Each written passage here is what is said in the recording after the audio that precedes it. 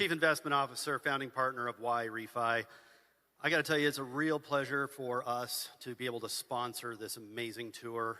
We've been through it from beginning to end, and we're going to have a great time. So buckle up. Tonight's going to be fun. You all know who's here, right? Tucker? Right? Tucker's here. Joe Bob. Get a little fun with him. So before I turn this over, I'd just like to share a little bit about YRefi and who we are, why we're here. Why would we sponsor something like this? Why would Charlie Kirk endorse a company like YRefi? Well, right now we're facing a really big dilemma in this country. As you saw on the screen, student loans, $1.8 trillion in student loan debt is what this country has right now. It's a real problem. And sadly, there's no solution to this problem until now. YRefi came up with a way to help borrowers get out of debt and do it with dignity. Okay, so if you are a student, as many of you are, and you are in trouble with your student loans, okay, YRefi is here to help you. What we focus on primarily right now is what's called a distressed private student loan. So you're in trouble and you have a private student loan, okay? So hopefully you never need my services. I really, truly mean that, okay? Now, here's what you need to know. If you're out there and you're dreaming big, I hope you guys are out there dreaming big. If you're not dreaming big, stop what you're doing and start dreaming big. Focus on those big dreams. Make your dreams come true. You're here doing the right things, going to school, right? However, it comes with a price tag. That price tag can be hefty and it can follow you for a very long time. So that's when we step in. Okay, when you're trying to get out of that debt, we're going to give you that path to pay the debt back with dignity. Okay? Now, on the other side of that story is investors. What we do requires capital and a fair amount of it. So how we raise our capital, we do not raise it through institutions. We don't go to Wall Street. We go to Americans, frankly. We're just going to people that are looking to make a good return, do well by doing good, helping people out.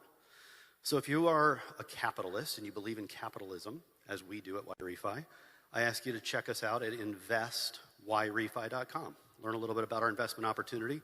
Charlie loved what we did there, and that's why he endorses and supported us. And if you're a borrower and you're in need, go to YRefi.com. Check us out there. Now, you're not here to see me tonight. You're here to see some other very cool people. So I'm going to end on saying this. God bless America. God bless Charlie Kirk. God bless Turning Point. God bless all of you. I thank you for your time. Enjoy the evening.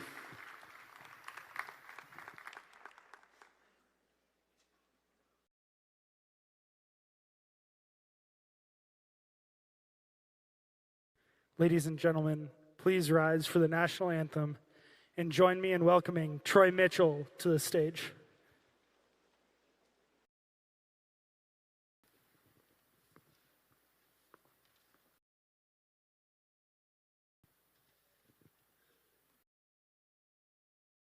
Oh, say, can you see by the dawn's early light what so proudly we held at the twilight's last gleaming, whose broad stripes and bright stars through the perilous fight o'er the ramparts we watched were so gallantly streaming, and the rocket's red glare, the bombs bursting in air, gave proof through the night that our flag was still there.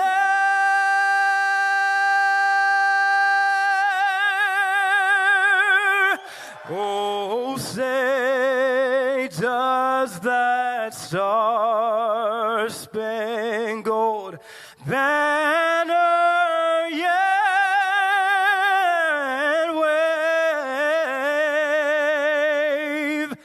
o'er the land of the free and the home of the brave.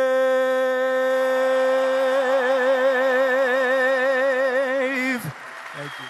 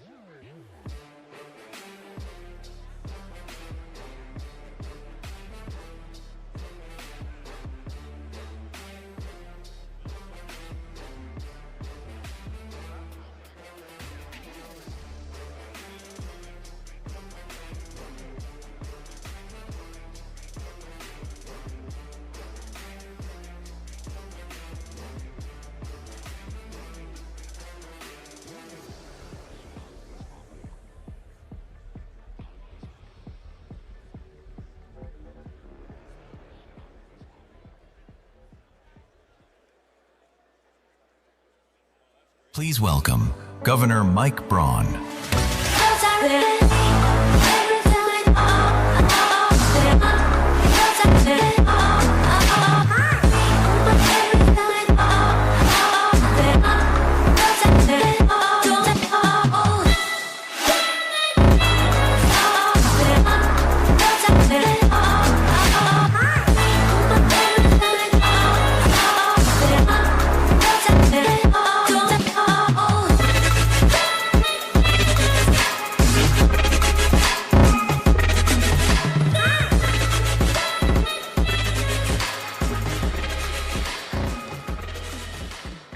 Thank you, everyone. What a pleasure to be here. I'm going to drift back. It's going to tell you my age. It was about 1974, and my wife and I, the only other time I was in this building was a Sha-Na-Na concert. They were in Woodstock, and I listened to AC/DC earlier. Times do change. Yeah. I love it that you're here. What Charlie represented was not being embarrassed about what I ran on and what got me into the game in the first place. Faith, family, and community.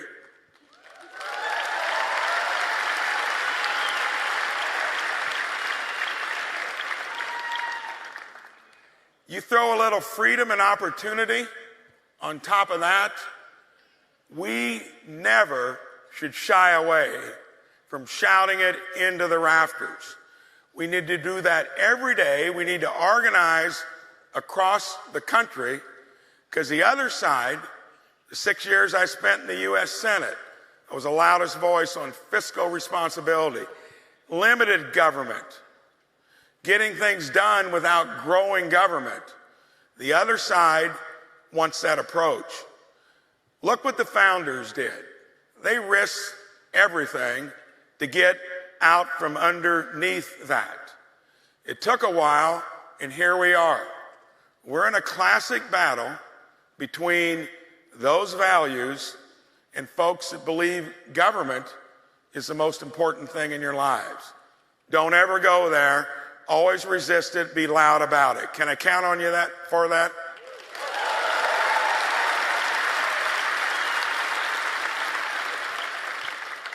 So when I was watching Charlie, as I was wrestling in D.C. on those issues, I could tell he was someone special.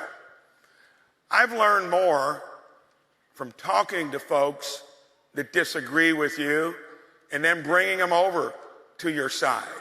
He invited that. That was unusual. Most people didn't want to go into the lion's den. They wanted to be safe. And as conservatives, people that believe in those things I just talked about, we've been flat-footed. We've not been out there doing it.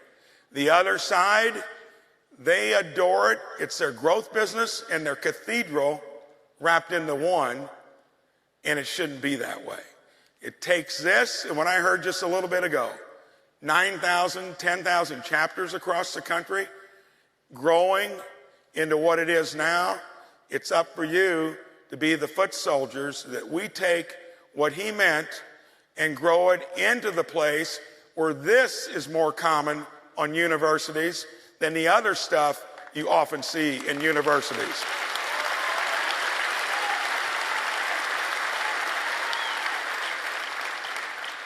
I remember also 50 years ago, made some decisions, took a little risk. You won't go anywhere in life without sticking your neck out. Take risk on the things you believe in, and then work your butts off to do it. Those two combinations with good judgment get you to many places. 50-some years ago, headed to Wall Street, was going to take that other pathway. Worked in a campaign when I was in college, set it aside, raised 4 kids.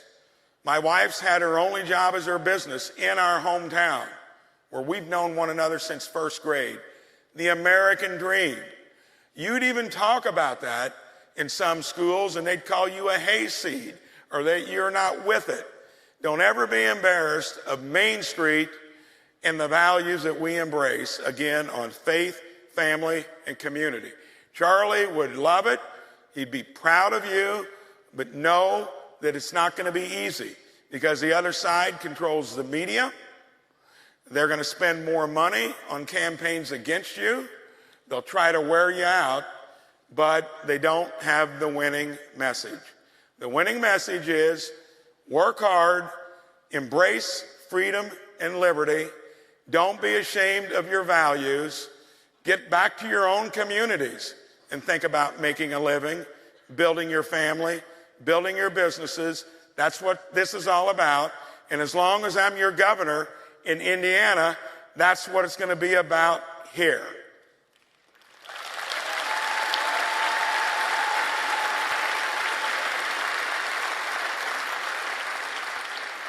I've had a lot of interesting things in the short time I've spent in the Senate and now as your governor, not to mention four rallies with a guy named Donald Trump. Yeah.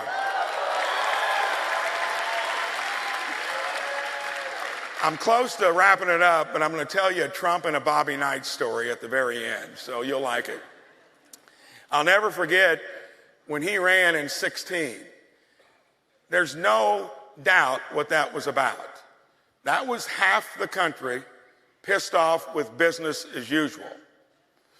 When he came down the escalator, I remember I thought you had to be a farm system politician to make it in this country. No, he was the opposite of that. He was a brawler from Queens that knew what this country was about. Took those folks off the stage. Look how the system went at him. That, again, is what we're up against. But that memory, 2 days after I won the primary, taking on 2 congressmen, he calls, going to see you in Elkhart. Remember getting in to the beast with him. First thing he said, Mike, you like to dress a little casually, don't you? Hell, I'm not going to go against the president. I said, well, that's my brand, Mr. President. Oh, that makes sense. Next thing he asked me was how big the gym was.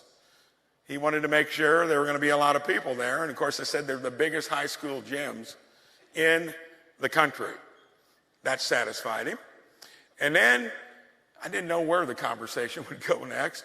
Do you want to bring Bobby Knight into your campaign? I said, well, hell, I hope this trip never ends. So didn't know anything about that until the Thursday before the election, after we worked hard to win that primary. And I'm at Southport Gym, and Bobby Knight's coming. And I'll never forget that evening. You're all ready to go, anxious to have a reasonable conversation. Here's how it went. Trump finally had to say, Bobby, do you want to meet the next senator from Indiana? He wasn't paying much attention to me. He turned over and he said, hey, young man, all you got to do is listen to the Donald and you'll be okay. Pretty good advice. Pretty good advice. Thanks for doing it. Remember, when you leave here, we want to grow this across the country. We want to get it into our communities, our schools. If not, you're going to get more of what you're seeing in New York City, that kind of offering to the public. We don't want it. We want to make sure on Main Street, the heartland of America, and across the country, we push the stuff that Charlie believed in, that all of us do. Work hard, go Hoosiers. Thank you.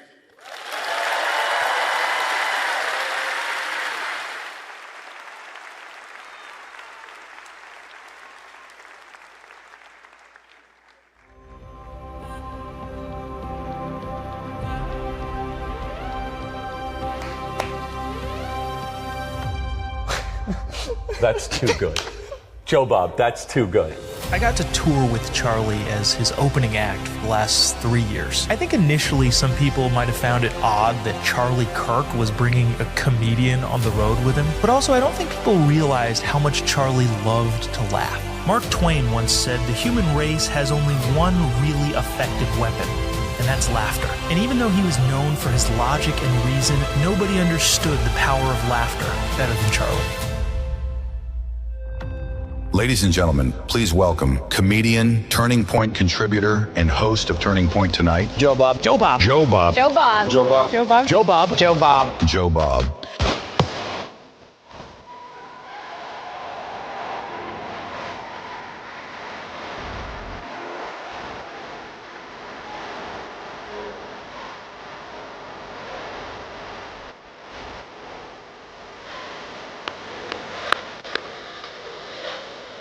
What is going on, IU? 6 of 10. We could try that again. What is going on, IU? Yeah! I'm so excited to be here with you. I obviously wish it was under better circumstances, but even with those circumstances, what they are, I can tell you definitively and confidently, Charlie would be so proud that each and every one of you filled this place to the rafters for the longest running actual No Kings protest. Why don't you guys go ahead and round of applause for yourself? Yeah.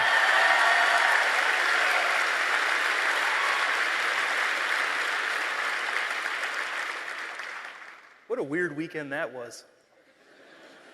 You got a bunch of overweight, blue-haired sociology majors parading around town, protesting against a king we don't have. It's really interesting. One of the things that Charlie used to say so often was be precise with your language. Be precise and be responsible with everything that you say. I found out over the weekend that the libs do the exact opposite of that. They are not precise. They're not responsible. We've all seen that. And what I thought was super interesting is it's really not even what you say. It's also like how you say it. Like if I went to the No Kings protest, I'm like, that's Jimmy, he's queer. They would all cheer and celebrate, hooray, Jimmy. If I said the same exact thing in a different tone, that's Jimmy, he's a queer. Now I'm in trouble. So, because I want to elaborate a little bit more on the precise angle that Charlie talked about so often. And what I've been doing on these tours is kind of telling some behind-the-scenes stories of what it was like working with Charlie in hopes of illuminating the kind of guy that he was and the mission that he was on. A while ago, so Turning Point has a bunch of different contributors, and we all do different things. You've got people who are rappers, you've got people who do the pop culture thing. Obviously, you had Charlie who do the debates and the logic and the reason. And it was a very good idea, but at a certain time, the top brass at Turning Point figured out, well, we should do like a roundtable discussion, like a long-form podcast where we bring our contributors and we just kind of have a free-flowing discussion. And so that was the initiative, and I was chosen along with Turning Point contributor Alex Clark. Alex, to sit down with Charlie and do this roundtable. I want to show you a picture of that right here. Hopefully you can see it. The angle does not make me look great. Someone decided, hey, let's put the shorter guy in the biggest chair, and then Charlie, who I'm pretty sure is about 9 feet tall, in the smallest chair closest to the camera. I look like I'm in like a wheelchair from the 1940s. And like meeting Charlie Kirk was like my make-a-wish.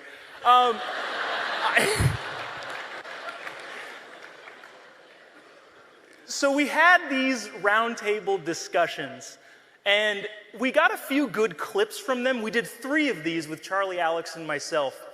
And some of the clips were actually pretty fun. Alex and I pushed a conspiracy theory that mattress firm, the mattress store, is laundering money for the cartel. Charlie had absolutely none of it. Charlie told a story about how his team took his Twitter account away for his own brand protection. But overall, nobody saw the entire conversation because it didn't work, which is something I'd like to hit on. If we had put this entire conversation out, it would have been as successful as Kamala Harris's presidential campaign. Or her sobriety.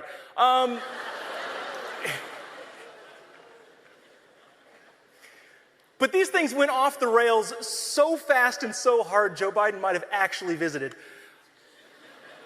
Some of you got that one. Good. But it didn't work for a lot of different reasons, and most of those were because you had 3 people who were in the conservative movement, but so far apart from each other that it made it difficult to kind of get a cohesive message together. The conversations went all over the place. You have Charlie talking about the teleological dissymmetries between Nietzsche and Aristotle. Alex Clark is talking about who wore what at the Met Gala. And I can't stop making trans jokes the whole time. And so, even though there were great clips, the broader conversation just didn't really work. Let me give you an example of something that happened in kind of a lull in the conversation. Alex Clark turns to Charlie and asks, if men wash dishes, does that make them gay? And Charlie looked up and was thinking, and was thinking, and thinking.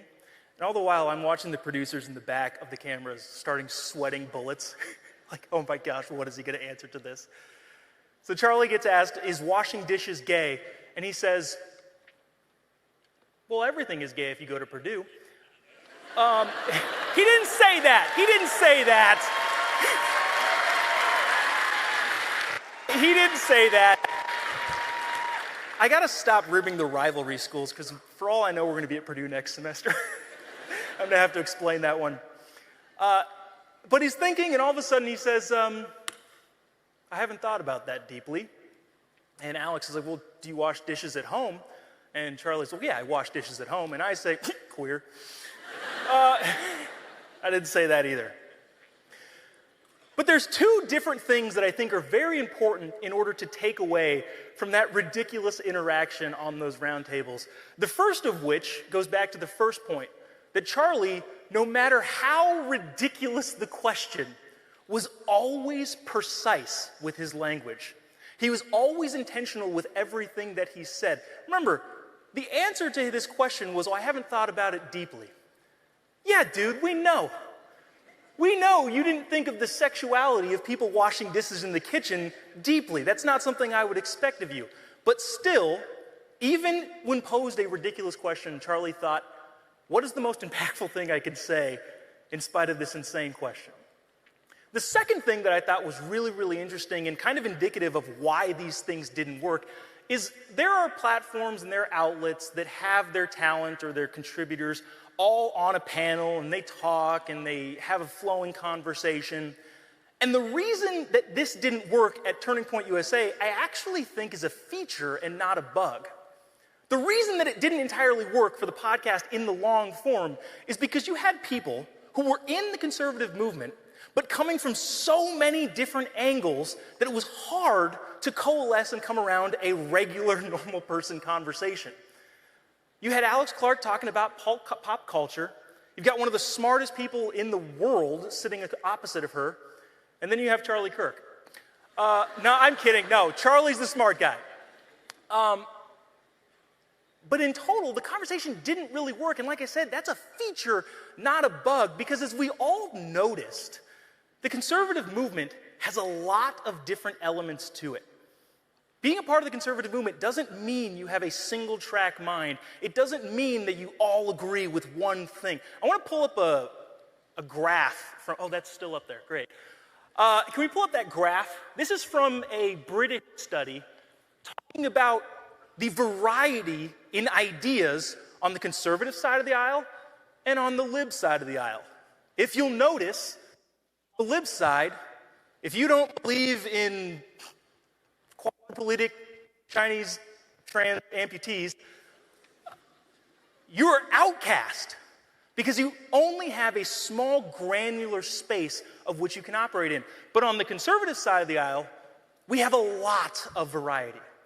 And I think that's what Charlie really understood better than anyone else. Variety was key to building the conservative movement and building the conservative coalition. We could probably trigger some libs by saying something technically true. It is accurate to say that Charlie Kirk was a champion of diversity. Yeah, we could cheer for that. And not diversity in the same way that the libs talk about it, because diversity the way libs talk about it is just difference without necessarily having a distinction. They look at race and think that that is actually diversity. I'll tell you what, my 2-year-old daughter can look at race and figure out people are different. And when we have friends over that happen to be black, you know how 2-year-olds don't have any sort of filter? She'll run up to me and say, "Daddy, Daddy, Daddy, they are loud." Just don't worry, it's going to be okay. She can also tell the difference between white people, too. She says, "Daddy, Daddy, Daddy, they have a gluten allergy."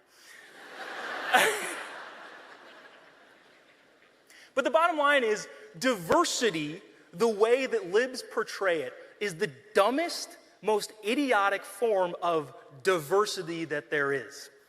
Judging people by their race is in fact racist, and yet the libs throw that accusation against us.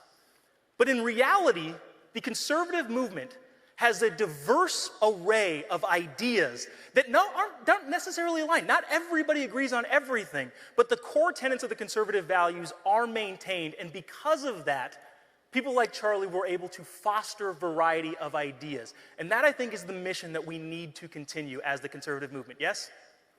Yeah.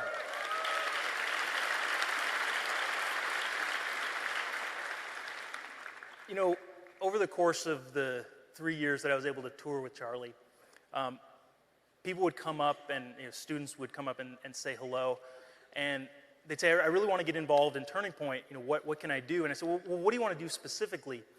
And so often the answer was, "I want to be the next Charlie Kirk." And while I think I understand the sentiment behind that, and I think Charlie would too, it's great to be admired, I think he actually might phrase it a little bit differently. Because Charlie was able to foster variety within the conservative movement, he would say, rather than trying to be a version of somebody else, how about instead try to be the best version of you that you can be, yes?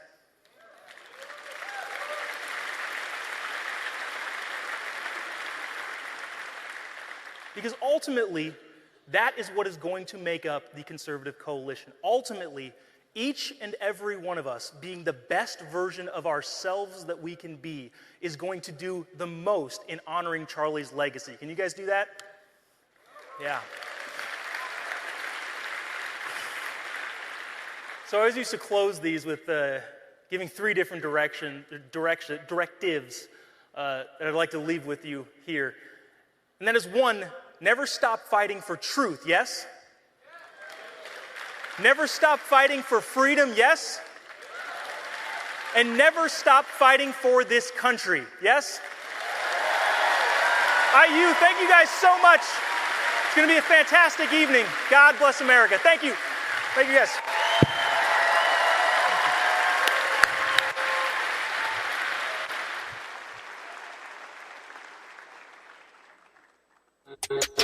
Please welcome to the stage Indiana University TPUSA Chapter President, James Chambers.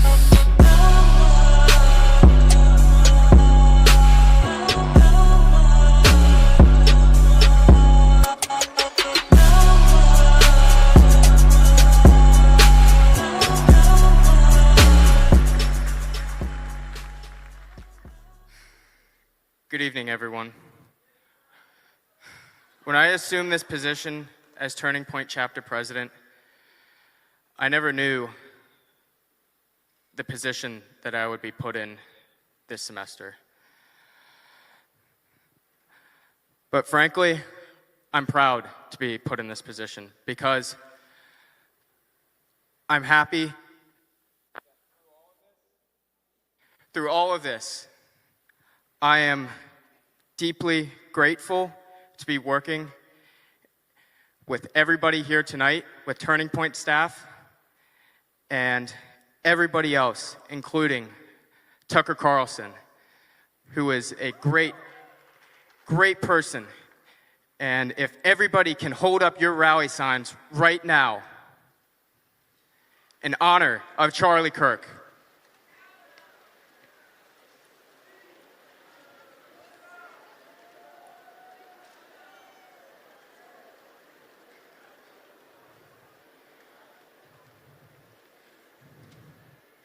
Charlie was a great man. He was a husband, a father,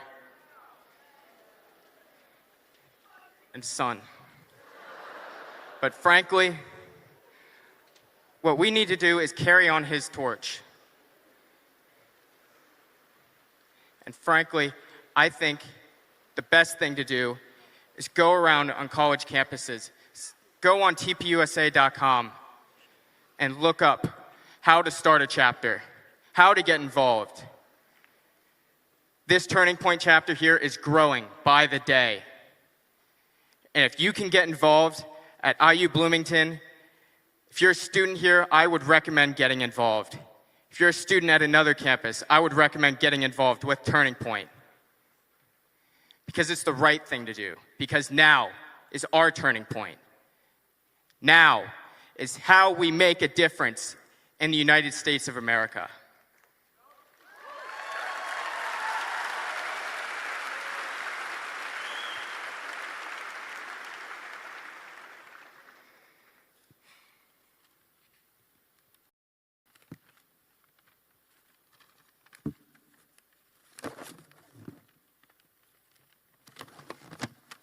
We are deeply honored to welcome Fox News contributor and co-founder of the Tucker Carlson Network, an unwavering champion of truth, freedom, Tucker Carlson, who has graciously stepped in to speak in Charlie's place. His presence here tonight serves as a crucial reminder that our ideas and values stay strong and enduring. Together, we show to the city of Bloomington that we endure Charlie's legacy and share our message and mission on this campus and beyond. I would also like to extend my sincere gratitude to law enforcement for their dedication to ensuring the safety and success of this event.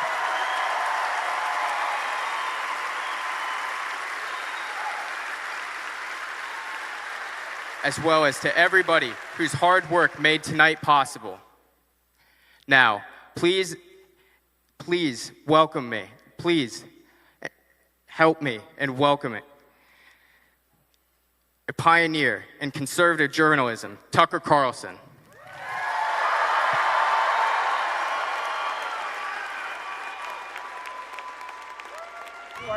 My name is Charlie Kirk, and I love America because I love talking with people I disagree with.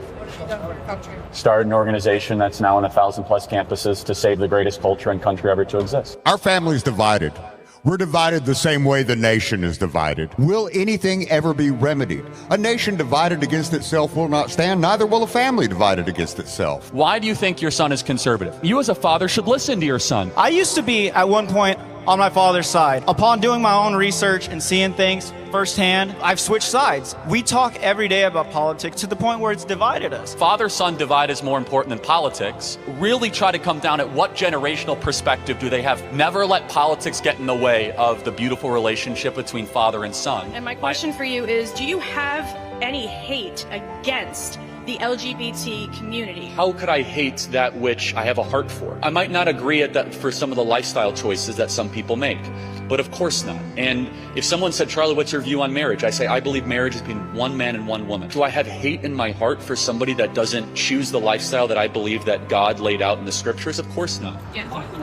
What's this speak for? I go around universities and have challenging conversations because that's what is so important to our country, is to find our disagreements respectfully, because when people stop talking, that's when violence happens.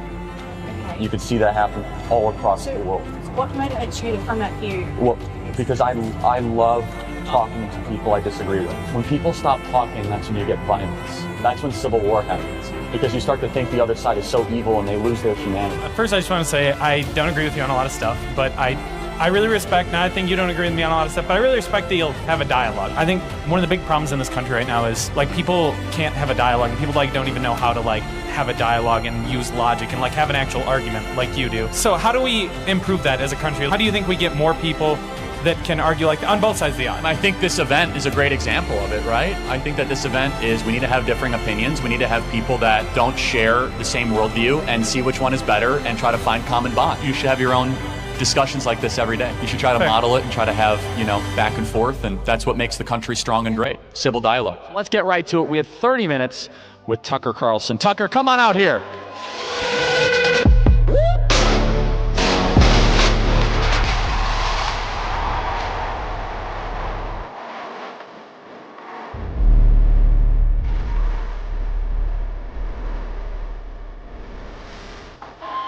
Thank you for having me. I am grateful to be here. I always envied Charlie, first going on college campuses, which I haven't really visited since I left college in shame 35 years ago. But I love the idea of people being able to ask any question they want. And I just have spent my life giving a ton of speeches and taking relatively few questions. So I am grateful I'm the beneficiary of this. So without further ado, I just want to take questions. I can speak forever. If you've ever had dinner with me, you know that. I could probably speak for 3 hours and another thing. But I would much rather hear what you think. And I should also say, by the way, my wife left for the week to visit one of our children, and I had the dogs. And so I guess I need a household staff. But anyway, I thought, we were in Maine this morning. I was like, you guys want to go to Indiana? Okay. So they came. So I hope they won't be a distraction, but they're very nice. We hunted this morning, actually. They're great, great dogs. So the one thing I've been asked to say is that disagreements take priority, and Turning Point will help bring you to the front of the line. Whatever that means. So without further ado, please hit me with your questions. You can't hurt my feelings. I will answer as honestly as I possibly can and as cheerfully as I can. And, feel no need to be cheerful to me, but I will be to you. So first question.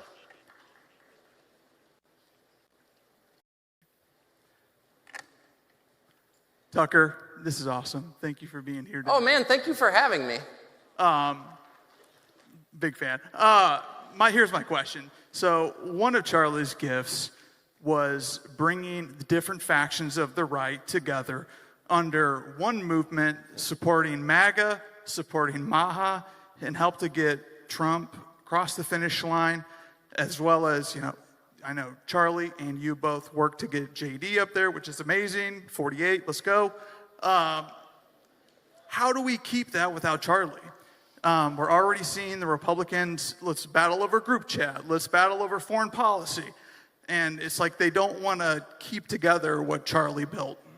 I strongly agree with that. And it was about maybe 24 hours after he was murdered that I was obviously close to him, and I was so emotional about his death and so sad for Erica and the children that it took about a day to realize the political implications of this, which are real. They're not paramount. They're not the most important thing. The most important thing is Erica and his son and daughter. But, the country really benefited from Charlie Kirk, and benefited for that specific reason that you articulated so well, his ability to bring people together who had most things in common but not everything, that ecumenical spirit, which is really necessary. I don't have that. I mean, I'm a completely alienating person. Like, people like me or hate me. It's like I wish I wasn't that way, but I am. Charlie wasn't, and he could hear people who had views that weren't precisely his and say, I think I know what you're saying, or I agree with a lot of what you're saying, and we agree enough that we should be together on this. And I don't know who can do that.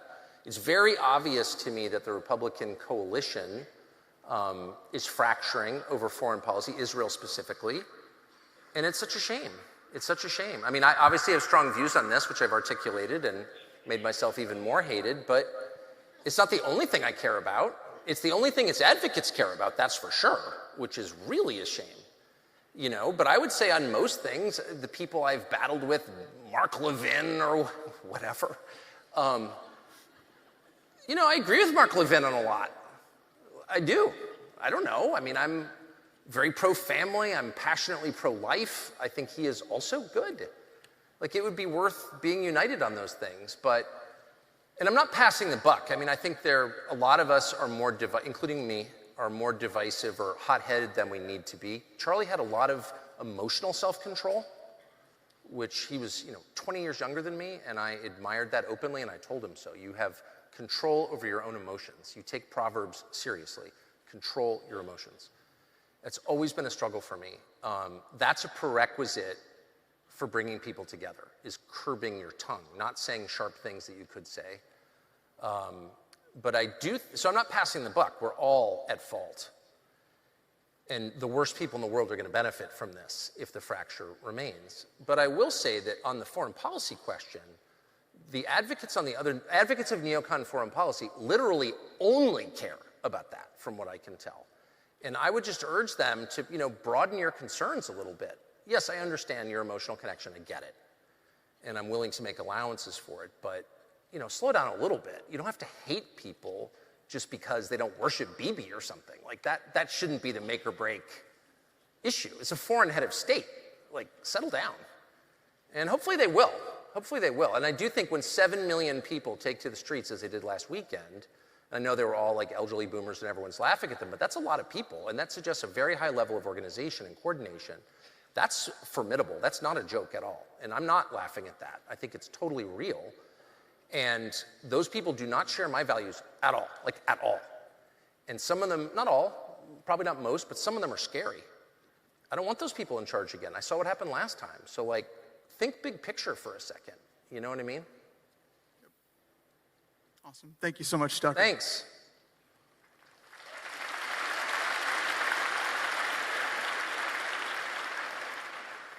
Hey, Tucker. It's great to speak to you. Thank you. Great state of Indiana. Let's go Hoosiers. Let's go. Hoosiers. Wait. I'm sorry. I can't let that pass. Before we endorse the Hoosiers, can you explain what a Hoosier is? No clue. Ah! From Fort Lauderdale. You're not alone. By the way, nobody in Indiana knows what a Hoosier is because there's no definition of it. To which I say, go Hoosiers.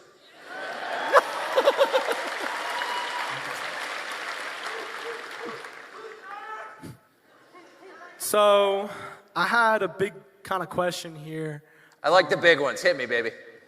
So I kind of just don't see a lot of change between, the Biden administration and now the Trump one in foreign policy. We're still giving a shit ton of money to Israel and Ukraine. Nothing is happening. The war's not stopped. He promised it'd be done in a day, and it's, I don't know, how many months? 8 months or something like that. It's a long time. Your dad was in the CIA, and I was wondering, does our government even want war to stop? Do they want conflicts to end? It seems like we have a difference of interests where we're getting told one thing and the other is happening, and I feel like there's not enough communication between different sects of government, and I really think the deep state's controlling everything, and we have no control. Well, let me start at, obviously, you probably sense that I agree with a lot of that. Obviously, leave my father out of it. I'm gonna have to kick your ass, which I could do, by the way, if you bring him up again, because he was a wonderful man, whatever he did for a living. So I really do hate that. But leaving that aside, and don't test me, son. I hate to say I agree with a lot of what, I think you probably know I agree with a lot of what you've said, and it's enormously frustrating. It's shocking, actually. And I do know, I'm not shilling, I just happen to know some of the people who work in the administration who are people who agree with you strongly. I think most Trump voters agree with you. That's why they voted for Donald Trump in the first place. And, no pointless wars was not just a thing he said at one campaign stop. It was a pillar of his campaigns and of MAGA itself. I mean, what is MAGA? There's a mad scramble, particularly since Charlie's passing, to define what this is and to read some people out of the movement. You're not MAGA. Well, what is MAGA? Well, MAGA is 5 things, okay? MAGA is America first, which means Americans should put no country before America. American interests come first. That's not a crazy idea. No pointless wars, period. And by pointless, I mean wars fought on behalf of an ideology or another nation are totally unacceptable. They weaken this country. Wars fought because somebody running a country is bad. Okay, is bad. You're telling me a world leader's bad? All right. Yeah, no. It's impoverished, it's dramatically weakened this country, its social fabric, its treasury, it's killed so many Americans, and it's really weakened America's position globally. So no pointless wars. Bring back American jobs, right? Of meaningful jobs. The call centers who moved to South Asia, AI's crushing the lawyers. What do Americans do for a living? Think deeply about that and work to make work a reality for people. I mean, you all are, I assume, still in college. Wait till you graduate.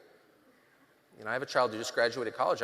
Once a week, I'm like, how many of your friends, and these are all smart, pretty affluent, kind of connected, cute girls. How many of your friends have jobs in New York City? 4 out of 10. That's a disaster, actually. And someone needs to be thinking about that deeply, and the promise of MAGA was that somebody would. And then, of course, immigration.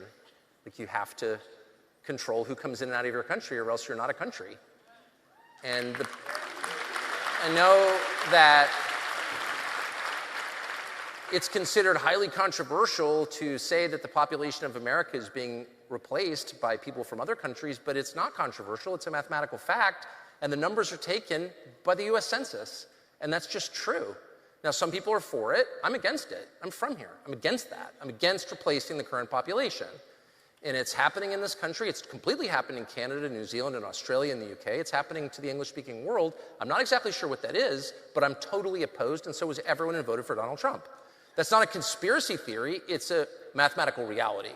And stop it now. And the 5th pillar of MAGA, just to be totally clear, is free speech, because it's our birthright as Americans. And so when we talk about cancel culture or the woke or against the, what does that even mean? It means people who are attempting to abridge my ability to speak freely about what I actually believe. That's what that is. It's an attack on free speech. And by the way, the second Trump gets elected, all these people show up who I've never heard of, who are MAGA people. I can't hear you. Can you scream louder? I love the solidarity fist.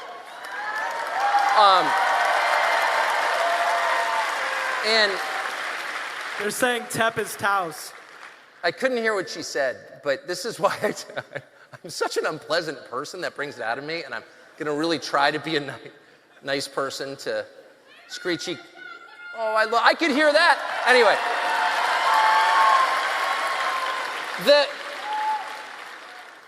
There's all of a sudden this attempt to limit what people can say in public, and it's by people who claim to be MAGA. It's like insane. And I'm really shocked by it. So again, those are the 5 pillars of MAGA. To be clear, I didn't make them up. Donald Trump articulated them consistently for 10 years, a full decade. He's dominated American politics for 10 years on the basis of those 5 ideas. And a central one of those 5, the 5 pillars of Donald Trump, is no pointless wars. He ran on it. He talked about it extensively. He explained why he thought it, including in interviews with me. And, I will give allowances that the world is super complicated and conflicts are very hard to end. Easy to start, hard to end, which is why you don't enter into them lightly. It's like marriage. Pretty easy to get married, go to Vegas, hard to get divorced. And that is true for wars. And so I will allow that because I'm familiar with some of the details. It's hard, but it's not that hard. And it's not as hard as some people pretend it is. And you know who the bad actors are. Zelensky's a bad actor. Okay, he's a dictator. He's not the elected president of Ukraine. And he is set about methodically trying to eliminate traditional Christianity from Ukraine. How about no? I'm not sending you money for that. I'm a Christian. No. And so, again, there's a lot going on, but I think anybody who begins negotiations or attempts to influence negotiations between Russia and Ukraine who takes Zelensky seriously is making a mistake and probably prolonging a war that is basically genocidal for Ukraine. I feel sorry for the Ukrainians. There will be no Ukraine. But Zelensky allowed a law to go through the lawmaking body of Ukraine that legalized the sale of land in Ukraine to foreigners. That's a fact. And now the male population of Ukraine has been so completely decimated. Of course, they lie about the numbers, but hundreds and hundreds of thousands of Ukrainian men have died. It's like, oh, we're going to need to fill Ukraine with foreigners just because we have no labor force. So ask yourself, in a generation, will Ukraine be Ukrainian? Or will it be like Canada, New Zealand, Australia, the UK, and the United States? Will it have turned over in population? Will it be a different country? And the answer is probably. And there's nothing worse than that, actually. There's nothing worse than that, to take an ancient indigenous population and just eliminate them. And that's exactly what they're doing. And no one's saying that, and Zelensky is leading it. So hard no to him. And then on the Middle Eastern stuff, look, we have a lot of leverage. And you sound informed, I'm not going to continue, but we pay for the whole thing. So we're not going to pay for this anymore, okay? So it's like if my kids are acting in some outrageous way, you can be like, don't do drugs or study hard in school. But ultimately, you will find out when you become a parent, which I hope is soon, have kids young, you will find out that your real leverage is economic. You're paying for this crap. And so if it really comes down to it and your kid is just wasting his time in college, you could go nuclear and say, I'm not paying for it. Get a job in the kitchen. What? Kids are every bit as entitled as Netanyahu. What? Work for it? But you can do that. And sometimes you have to do that. And we've reached the point where I think we have to do it because the cost to the United States is profound. So yes, I'm agitated on those 2 questions. I share your frustration. And you don't want to, my father aside, you don't want to live in a country controlled by people whose names you don't know. They work for agencies whose funding is secret. Like, if you actually knew the influence of a couple or more than a couple of federal agencies, some of which you probably never heard of, on American politics and global affairs, you'd be even more freaked out than you are. So yes, I'm upset about it, very. Thank you for pissing me off more. Can I leave a final remark? Yeah, of course. This is something not political, but I think you like talking about it. Are aliens a religious or extraterrestrial subject? They're spiritual entities. They're spiritual beings? Is my view, yes. And I don't think they're from another planet. I don't think there's any evidence of that, or perhaps they are, but they've been resident here for recorded history, and there's every reason to believe for eternity. And this is my belief, and I think there's a lot there. There's also a lot of lying about it and official disinformation designed to confuse people or make you look ridiculous. I mean, there's a lot of stuff out there that you read about that subject that was put there in order to get you off the trail. And I'm not guessing at this. Some of it's been declassified. There's been a persistent 75-year effort by the United States government to confuse the population about what these things are that we can see in the sky. And many people have seen. But after looking into it, pretty extensively for a number of years, off camera, my conclusion is that they are the spiritual entities that are described, in the Old Testament, in Ezekiel, but also, I would say, in the sacred texts of all kinds of religions around the world. This is not, basically, I'll stop at this, but our culture is anomalous in the sense that we exclude the possibility of a spiritual realm. And that's only been true in the United States since August of 1945 when we dropped the atom bomb, which was the turning point in history, in my opinion. And it was the beginning of the total destruction of the West, which unfortunately we're witnessing now. And that destruction began with, the same lie that begins all destruction, which is, I am God. Hubris is the end, always. It was the point of the Tower of Babel. It's the end of every leader. Every leader who's like, I'm very powerful, I have godlike powers, that leader will be destroyed. And a nation that believes that will be destroyed. And the atom bomb gave us the sense, very false sense, that we had absolute power, dominion over nature and mankind itself. And we started making a lot of really bad decisions. And one of the results of that was faith died in the United States. It's resurging now, thank God, literally. But from my whole childhood, I was born in 1969, the year that we walked on the moon.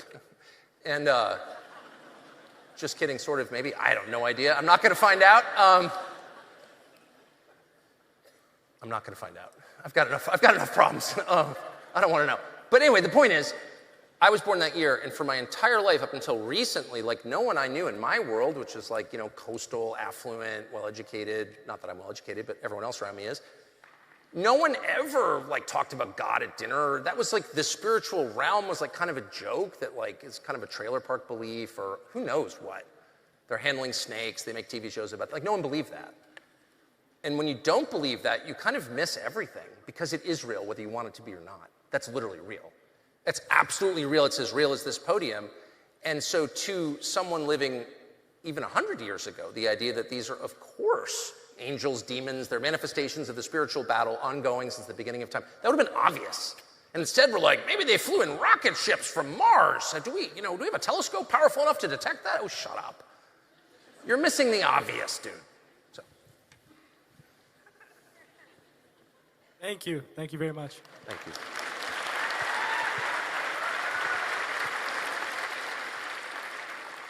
I had another dog at one point if you have my dog in the crowd, oh, that way? Cool. Hi. Hey!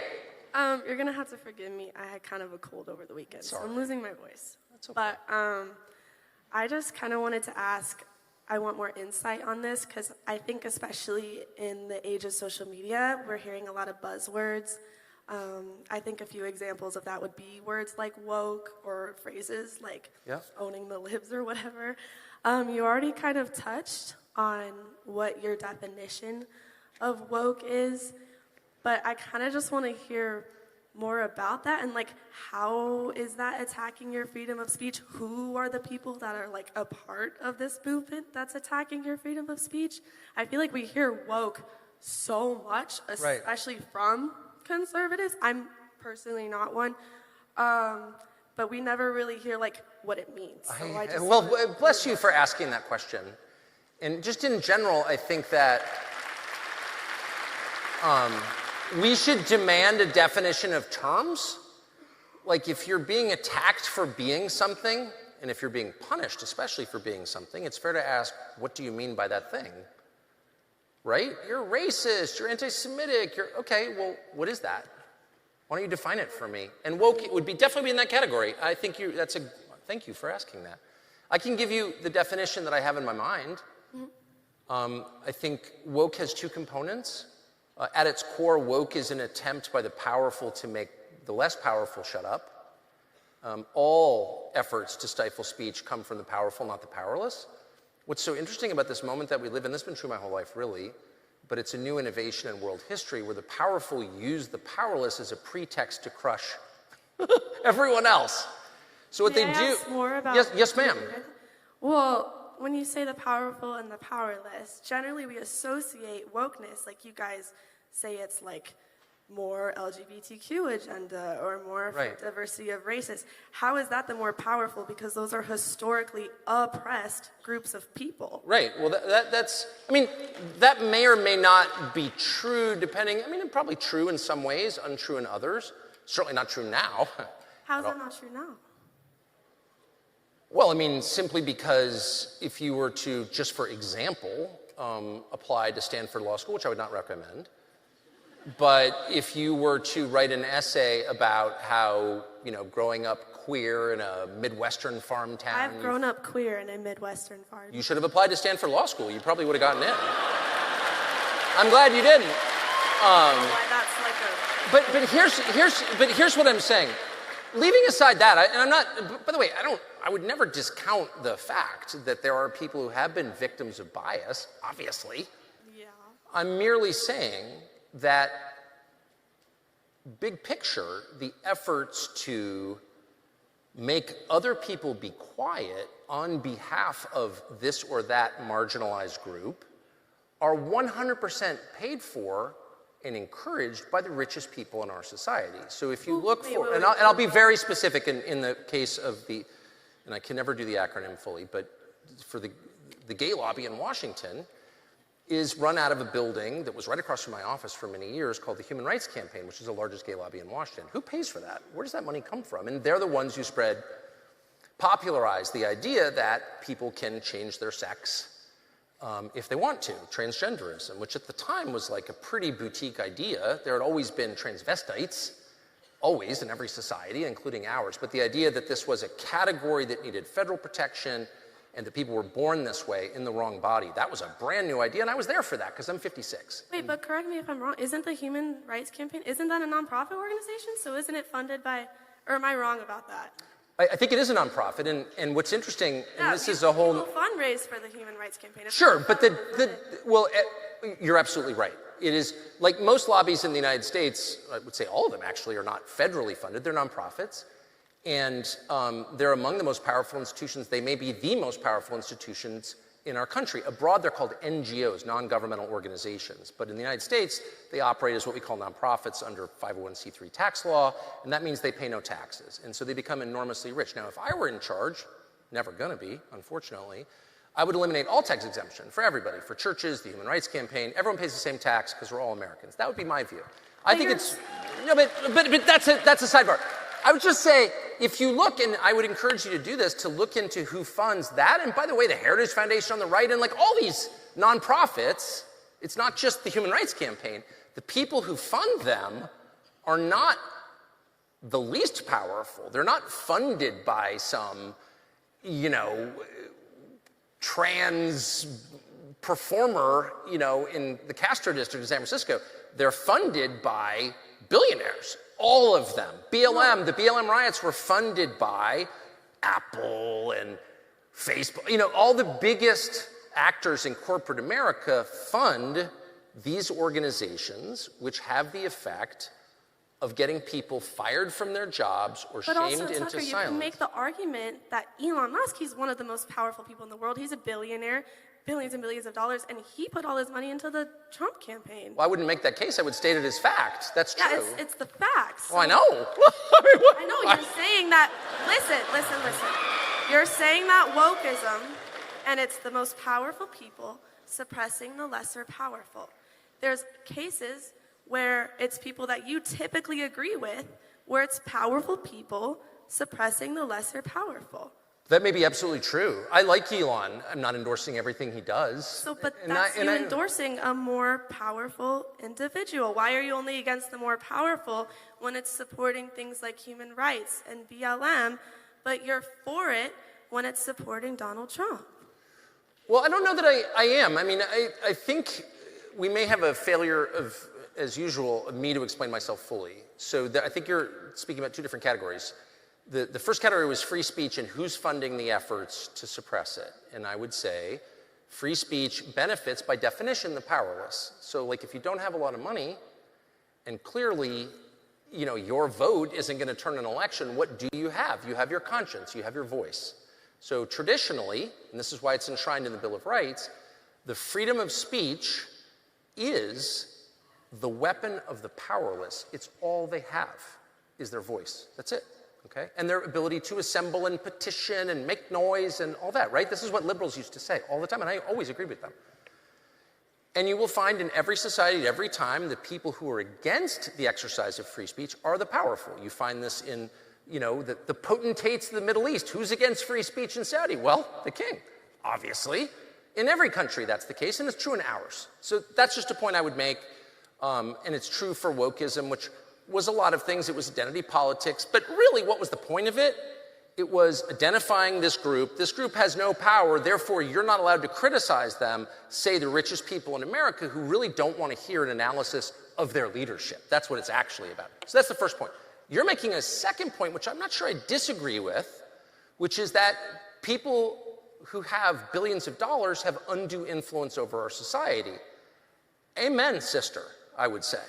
I do agree with that. Point though, like what I'm trying to say is that you're saying that wokeism is this more powerful, suppressing the less powerful. However, I see that more in our current administration. Donald Trump is incredibly rich. He had Elon Musk, who's incredibly rich. And you're supporting the First Amendment and freedom to assemble and freedom to petition. You're saying that's a good thing. That happened this weekend with the No Kings protest. And you're here, this very rich organization, you're here actively criticizing those who went to that protest. I did? I actually don't think your organization, not you specifically. No. What I said was, I'm not saying what you said. I'm saying what the previous speaker said. Okay, the previous comedian made fun of the people who defended the No Kings. You know, I do think, and this is news to liberals, I do think making fun of people is within bounds. I'm not saying it's. And not I enjoy it. And so no, but I will take your where you're going seriously, and I think. Let me finish where I was. I can't. No, I'm going to interrupt you. No, I'm kidding. Not, of course you could. I'm okay. Totally kidding. Thank you. What I'm saying is, if you support that First Amendment right so much, and you support the idea that the lesser powerful shouldn't be suppressed by the more powerful, I would think that you would be against the President of the United States going on his social media and posting AI videos of him dropping shit on the protesters as he's the more powerful and they're the lesser powerful. So we may have a definition of terms problem here. So you can say, I think it's ugly that the President of the United States is posting naughty videos on his X account or whatever. Okay, fine. What I'm defending is the sacred God-given right of every person to say what he believes. That's called free speech. That's what's enshrined in our First Amendment. If you can name any example of the administration abridging that, I will agree with you 100%. I believe in that independent of party. I'm not particularly partisan, actually. I kind of hate the Republican Party, just being honest. I'm not going to vote for the Democratic Party because I think they're evil. So it puts me in a tough spot, but I'm not partisan in the slightest. I never have been. So if you can name an example of anybody preventing or trying to prevent someone else from saying what he thinks is true, speaking his conscience, I will agree with you. But I don't think that you've thought deeply enough about the difference between making fun of someone and preventing him from speaking. There's a meaningful difference. I wasn't saying that was an example of presenting the... No, you've said that because Trump posted a naughty cartoon on Twitter, he's against the First Amendment. I'm like, no, He's against the protests, which is an example of practicing the First Amendment. No, you can certainly make fun of a protest without preventing the protest from happening. That's an unacceptable way for the president to be acting, though, because he is the president of the United States. He can change people's course of action. Okay, but wait, may I say one thing? Again, we're arguing past each other, and I hope I end with this, which is to say, you can make the case that he shouldn't have done that because it's unbecoming or whatever. Fair, fine, we can debate it. But I don't think that you're making the case he was abridging anyone's First Amendment. Criticizing, and this is part of the derangement of the left, that criticizing somebody is the same as committing violence against them or preventing them from speaking. That is not true. Trying to get someone fired from his job, I've been on the receiving end of that like about 100 times. Well, I guess I did get fired in the end. Sorry, I totally forgot. You know, I would argue that's like kind of a meaningful attempt to stifle speech. I just see a big difference, but if you don't, I don't know how to convince you. There's other examples of him stifling free speech. All right, I think your questions were in good faith. I think you're trying to understand what I'm saying. I'm definitely trying to understand what you're saying, but I'm going to ask to go to the next questioner just because we've gone back and forth quite a bit. Thank you. Oh my God. All right. Hi, Tucker. This is kind of surreal because I remember watching you in 2004 on CNN. What? Fire with Paul Begala with John. I never did that. That's AI, man. I never. CNN. There was a lot of people don't know you were on MSNBC. I never worked at CNN. On Crossfire? Are you like just straight? Really? Are you denying that right now? For real? Have you heard of AI, dude? Oh my God. Oh, he's doing it. That's pretty good. I'm totally kidding. See, I don't. No, I did. I've done a lot of shameful things. I'm not going to pretend. I have one thing in common with you. I'm also long-winded and have a hard time, wrapping up my thoughts. But I don't have your rhetorical Find a patient skills. wife. That's my advice. I don't have your rhetorical skills, so you'll definitely, throw a lot of shit my way that I won't be able to counter. But I wonder, for you, being at CNN, being at Fox, and you say, you're all against disinformation, but you were, up there with Sean Hannity, just repeating talking points, on Fox News that Rupert Murdoch and Roger Ailes were just telling you to say. That got the Tea Party started. You can't tell me that you weren't conscious that you were spreading disinformation. In 2020, wait, hold on. You've already. I had an example. No. I'm going to need. First of all, I never got talking points from Ailes or. Okay. Well, I'm sure they didn't directly give them to you, obviously. Okay. Well, I worked there for 15 years, so if you're interested in what it was like, I'm happy to tell you as honestly as I can. It's just. But let me just ask what disinformation means. I think disinformation can come across in a lot of. No, but what is it? Ways. What is it? It is purposefully trying to mislead people. So it's lying. It can be, yeah, yeah. I mean, that's an example. Let's just call it lying. Yeah. Okay. And it doesn't have to be lying just, that's a lie. Okay, so deceit, we just cut 3 syllables off the word. That's a win. Okay. That's a Doge move. We went from disinformation to lying. All right. Yeah. So, do you not feel like you've been part of contributing to the rise of essentially just people gaslighting each other and just, what are your What's gaslighting? What are your personal convictions? Do you sometimes forget what you actually believe versus what you thought? How old are you, son? Too old. I'm old. Don't worry about it. Okay. I remember. I've seen you for a lot. The text. Yeah, I was about to say. When you texted. Okay. I can't wait for Trump to. I hate him with passion. With a passion. You had those came out in court, and that's what you thought.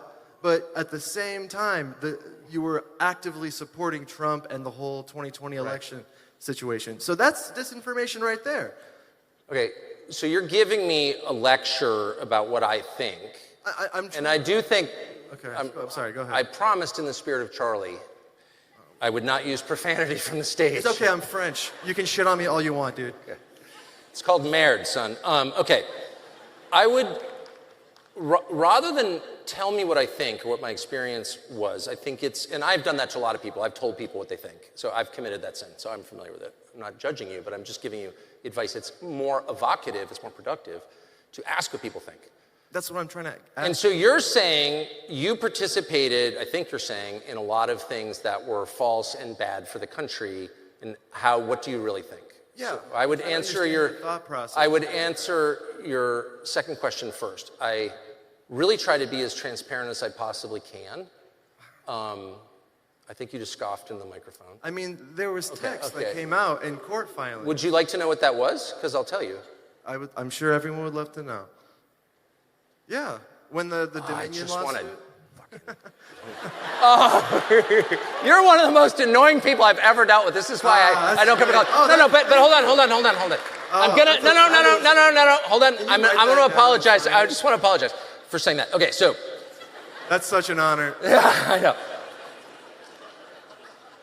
My views are like on the internet, and I don't work for anybody but me. I'm in business with my college roommate. I have no incentive to ever lie at all, and I really try not to. I supported the Iraq War pretty vehemently. I supported the nomination of a Supreme Court Justice, Amy Coney Barrett. That was like a huge mistake. Sorry.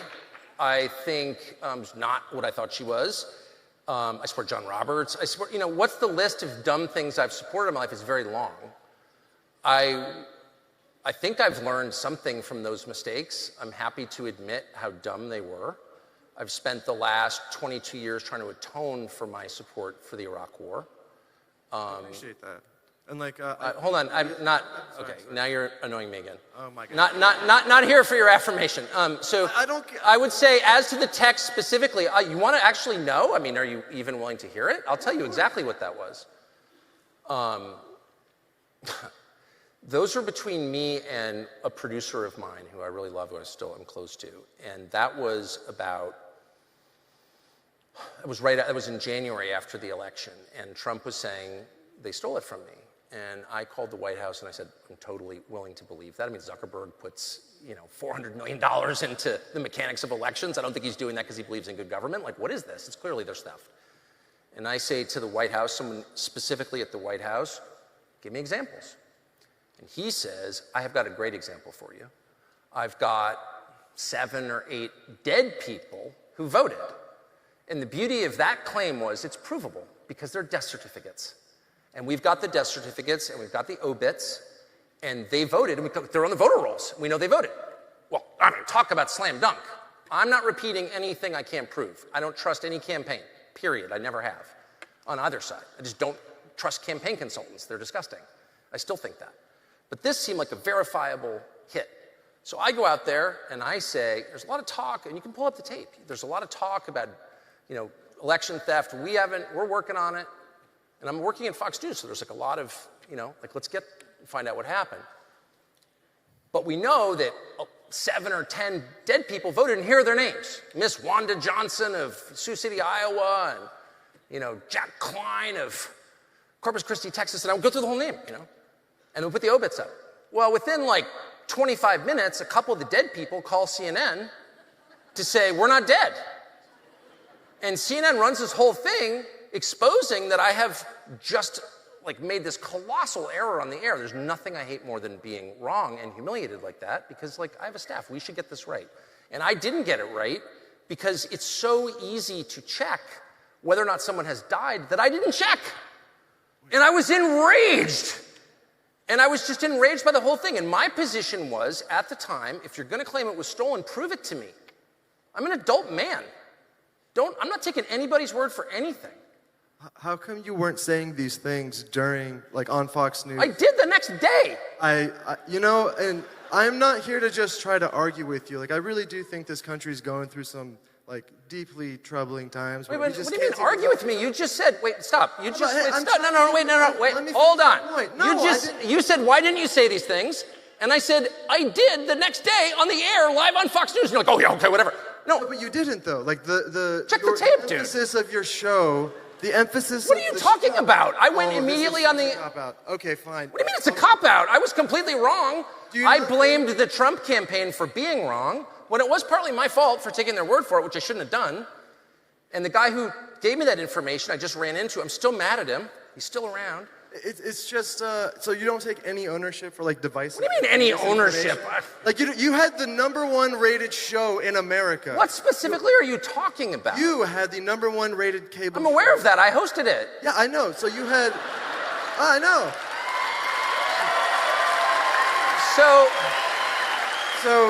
So the amount of influence that you carried. So you don't agree. Look, you don't agree with my views. No, that's not what I'm getting at. Tucker, so are you saying my views are insincere? No, we disagree. Yes, I truly doubt your sincerity, and I think at well, this then point in your career, then that's your problem. I'm trying to understand it because it makes no sense. Like, you're worth $50 million. I'm not worth $50 million. 30 to 50. Get off the fucking internet, son. Don't stop believing that stuff. Oh. $50 million?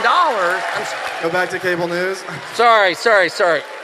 No, but I'm just, look. Okay, you're too annoying. So I like the last chick who like disagreed with me, and then we could have like a normal conversation. All right. But you're like telling me you're worth $50 million. What? Stop. Okay, you got real defensive there. I just threw out a number that's like a lot of money. Jesus Christ, calm down. Don't use that phrase. You're worth. We're done. Well, look. Just stop. Can I say one? No, you can't. Not after you say that. Leave. All right.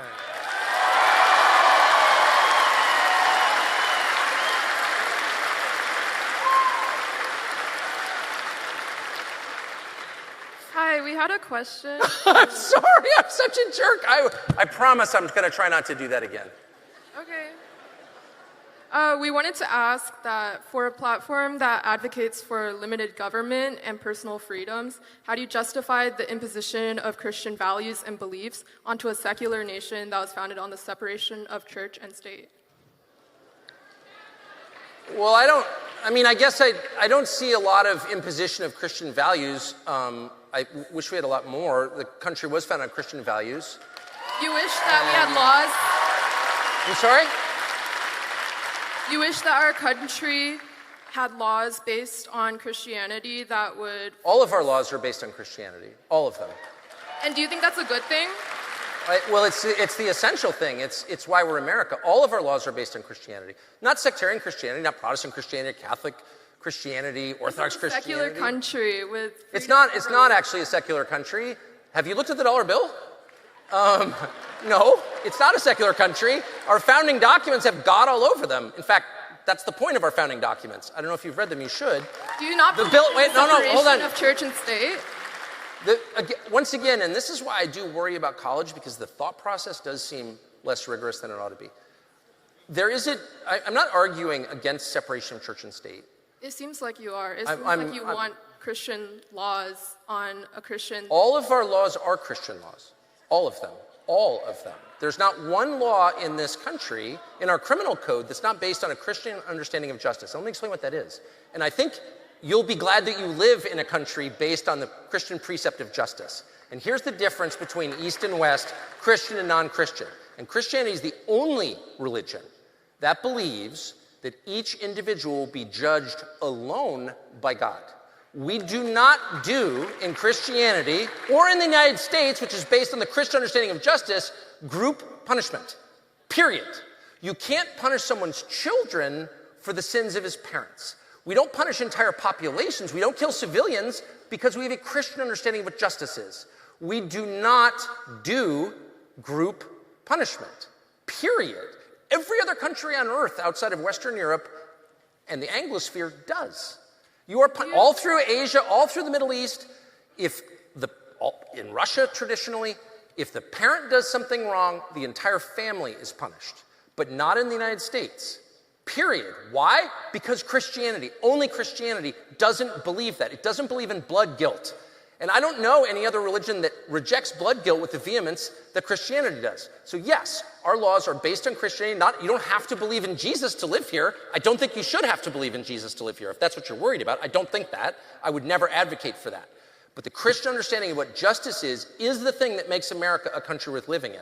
Get rid of that, and it's a hellscape. It's Rwanda. It's the Middle East. It's Asia. You don't want that.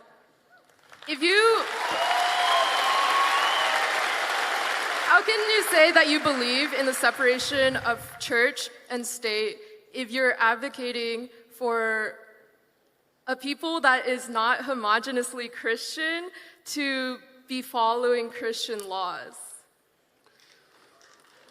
I guess what I said was our understanding of justice, which is reflected and I hope remains reflected in our legal code, derives from the Christian understanding of justice, which is far superior to any other religion's perception, understanding of justice.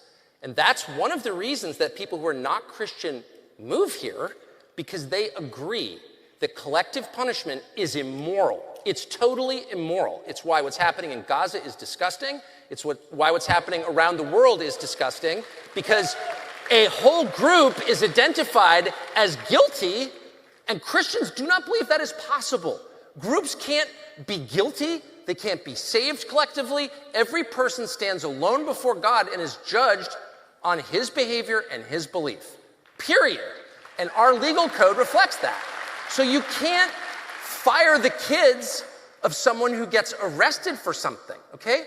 You don't have to be Christian to think that's a good thing. That's what human rights are. What do you think human rights come from? Christianity. Why was slavery abolished? Christianity. Why?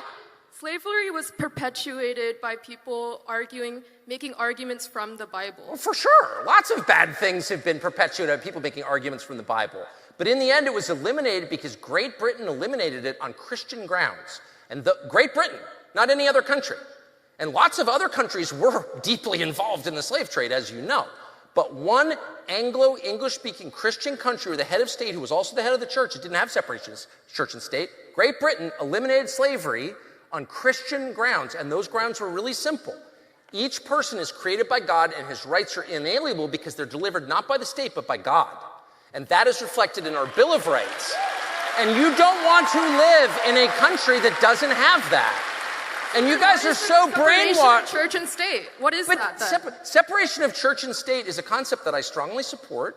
And it means that unlike traditional Western countries, every country in Europe, for example, the church is not part of the state. So the head of state in all European countries, Scandinavia, all the way east, the head of the country was also the head of the church. And the church got government funding, tax dollars went to the church, the schools are run by the church. This is true in my ancestors' native countries, Sweden and Great Britain. It was true in every European country. And the people who founded this country, who were 100% Protestant Europeans, 100%, they grew up under that, and they're like, we're not going to do that. In this country, you have the freedom to worship any God you want. And that was unique at the time. It is still unique, actually. Germany banned Scientology. I'm not a Scientologist, obviously, but I don't think you should ban a religion. I don't think a government's allowed to do that. And in my country, the government can't do that because that right to worship any God you want is enshrined in our Constitution because the people who wrote it were Christians. Duh.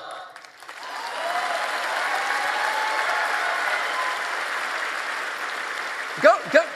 I'm not, look, obviously you're against, we'd probably agree on a lot, actually. I don't think the government should be funding churches. It totally corrupts the churches. And by the way, I know from watching really closely that when preachers get too close to politicians, they become corrupt. It's disgusting. It's an offense against God. I don't like it. I don't spend any time with those people. I actually deeply dislike them. And by the way, for the record, Jesus disliked people like that too. He spent the entire New Testament yelling at them. So I don't want just speaking for myself as a Christian, I don't want my leaders of my specific church sucking up to politicians or taking their cues from any temporal authority, period, ever. So I'm totally for separation of church and state. But you can't separate out the Christian understanding of justice from the creation, or the Christian understanding of the rights of man, of people, human rights we call them now. Where do those come from? They don't come from Shintoism, they come from Christianity alone.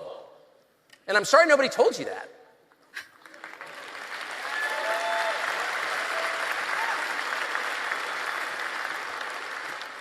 If we have this country that is so diverse religiously. Yep, we do. Yes, how do you justify to those people who are not Christian when you're trying to back policy based on, using the Bible as justification or using Christianity as a justification for things that are moral, for things that are not the same that everyone believes in?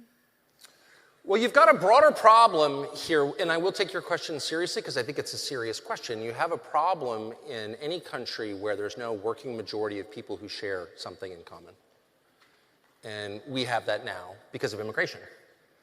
And if there's anything that will destroy the country, it's that. You need to have a shared sense of something.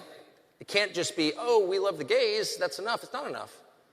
That's not enough, whether you love the gays or not. That's not like a reason for a country to hold together. You think the reason should be that the majority of the country will be Christian in your ideal America? I I can tell what classes you attend here in college.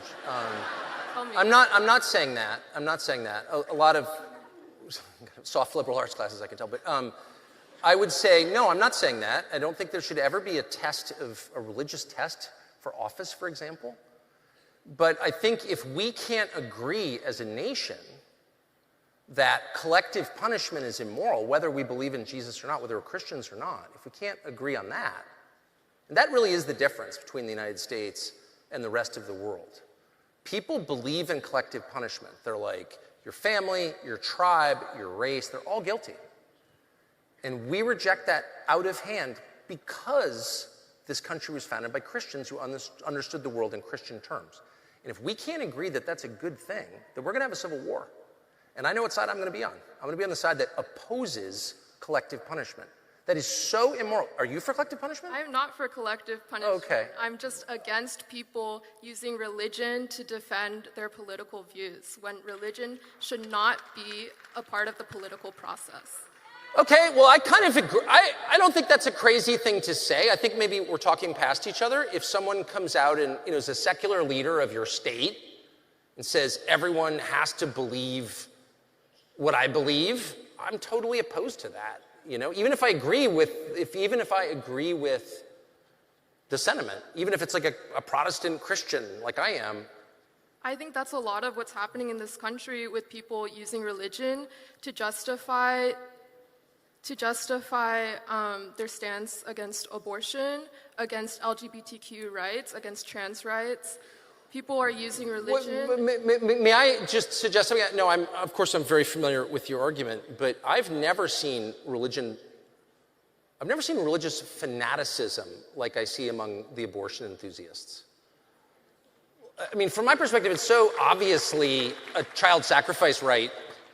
There's no point at all. There's no, the number of unintended pregnancies in an age of universally available free birth control is probably pretty low. And they happen, okay, but the enthusiasm, the wicked, gleeful enthusiasm that people have for... Enthusiastic. Oh, shout your abortion? I think there's some enthusiasm, yeah. Putting an abortion truck outside the Democratic Convention, there's a lot of enthusiasm for it.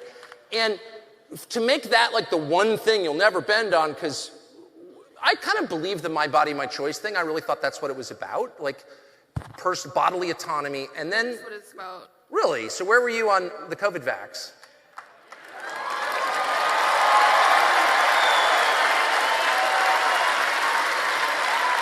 Right? It's not about that. It's not about that. And what it's about is killing. It's about killing and the thrill that people derive from killing another human being and the power they feel when they kill. And that's what people love. That's a real argument that you're making. No, it's not an argument. It's a reality. It's a reality. I've seen it. And I've seen it when people plan wars. I've actually seen that happen.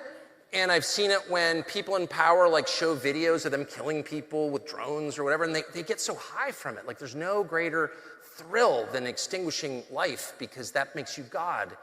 And I think that's the most evil thing there is, and one of the greatest temptations that people have is to kill because it makes them feel powerful. And we are so disconnected from the basic realities of the world. We're so socialized that we don't see that the elements are never changing. Killing makes people feel powerful. Killing your own child makes you feel like I'm in charge. I would argue that is why we invest so heavily in our military in this country. I agree. I totally agree with that. I completely agree with that. I think $1 trillion is I'm like, what is that? Okay. How many wars have we won in the last 80 years? I'm waiting. I'm thinking around 0. So yeah, no, I totally agree with you. But abortion is murder, obviously, and everyone knows that. And people are so into it because it's the same ritual that every civilization ever been studied has engaged in, which is human sacrifice. Obviously, why did the Incas, and it wasn't just the Incas, it was my ancestors, the Vikings, all of them killed people in order to appease the gods and give themselves more power. Abortion isn't ritualistic. Are you joking? They had an abortion truck outside the Democratic Convention. While you're here, maybe you could get an abortion. No, it's the most crazed level of fanaticism I've ever seen. When I was a kid, they would say, well, you know, there's probably some 12-year-old farm worker child who got raped and she's pregnant. And like, would you say to her she has to carry the baby? And I'd be like, oh, that's so sad. I can't, ugh. It makes me really sad. And like, I don't think she should have an abortion, but I get it. Now it's just like, no, abortion is the only right you have.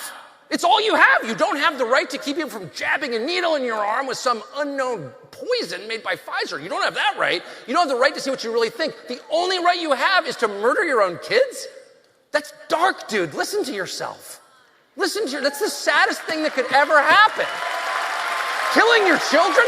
The only thing in life, and I'm telling you this as a young person, with the greatest sincerity, I mean this as a father of four, the only thing that matters is not your stupid job at Citibank. Trust me, it doesn't matter. All that matters is having children, and your children are all that will matter to you. I don't care what you say. I've lived it. I know that's true. And so anyone who's like, oh, just kill your children. You know, I feel like a lot of the problems, I'm sorry, Brookie, to upset you. Sorry. It's my dog. I don't yell at home. But no, I think it's just grotesque. It's shocking that this happens. And everyone's like, sorry. There's nothing more entitled than a female Springer Spaniel, sorry. Anyway, it's the saddest thing, and to hear people like, I know a million people have had abortions. I don't know one who's happy about it, you know, and they're really sad about it, and it's awful. Because it's not something that people take joy in, it's something that people do out of necessity. No, I think you're out of touch if you think it's a ritualistic thing. Of course it's a ritual. How many abortions are there in this country every year? And it's a matter of human rights, as you said, and it's a matter... There's no human right to kill people, dude. Sorry. In fact, killing people is the enemy of human rights. The human right is to live. Not a person. It's not a person. Okay, it's not a person. But everybody knows it is. It's just so dumb. It's not a person. It's like they won't. Why don't we show a video of an abortion? And let's see if you can sit through it. And you would feel sick to your stomach. You have. Oh, okay, maybe you liked it. I grew up in a church that thought it would be... No, I don't. I'm sorry I said that. No, I'm sorry. No one wants to talk about the details, ever. And the most horrific things in life, including a lot that happens in war, including transgender surgeries, definitely including abortion, it's all couched in abstract ideological terms which are designed to prevent you from facing what's actually happening. A human being is being beheaded with a knife inside a woman. And if that beheading didn't take place, that would be a person, a human being, who maybe would go on to lead some screwed up life, maybe wouldn't, but it's not up to us. We don't get to kill people simply because they're in the way, period. And if you can kill children who are in the way, you can kill the elderly who are in the way, and in the end, they'll be killing us who are in the way. You can't do that.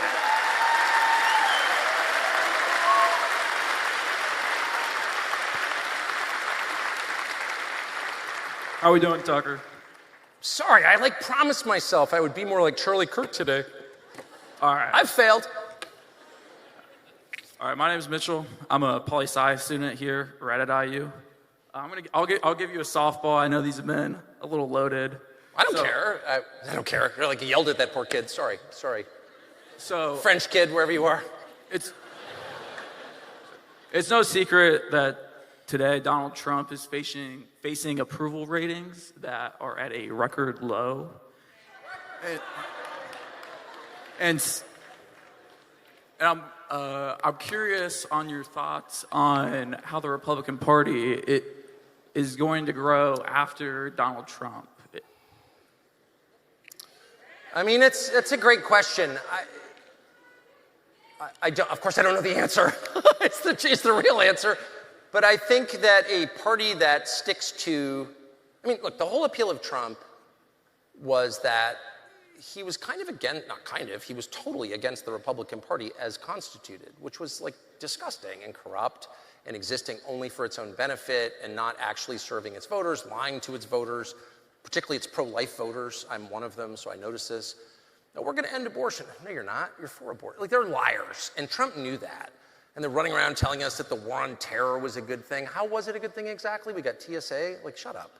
And Trump shows up in 2016 and just calls BS on the whole party. He ran against the Republican Party. And that was really popular. And he got, especially the second time, and he got all kinds of people who would never vote for a Republican voted for Trump. I mean, it's in the numbers. And so my view has been that part of it is Trump's amazing personality, magnetic personality, hilariousness, wildness, ability to draw attention. That's part of it. But part of it was the ideas, the 5 pillars of MAGA that I said, which are like broadly popular. You're not going to find many people who are like, no, we should have open borders, or no, like let's outsource all of our jobs to Bangladesh, or you know what I mean? Like most people think that's normal, those ideas. So, if the party runs on those, I think it can be a dominant party. But the party doesn't want to. They hate those ideas. I would say if I were to be a single issue voter on anything, it would currently be the Epstein files and everything that's going on. I'm curious. I get it, dude. As the other guy in the glasses was talking previously about your comments about Trump, I'm just curious, like, how do you see Trump gathering this huge populace and moving forward when he has such these huge allegations against him, where in many people's eyes they believe it to be true? I don't know. I look at it a little differently. I'm very upset about it, so I think I agree with you there. I've never thought it was really about Trump. I don't know that anyone's put forth credible allegations about his personal behavior. Maybe I missed it, but Ghislaine Mack, whatever. We can get into the. I know actually a lot about the case.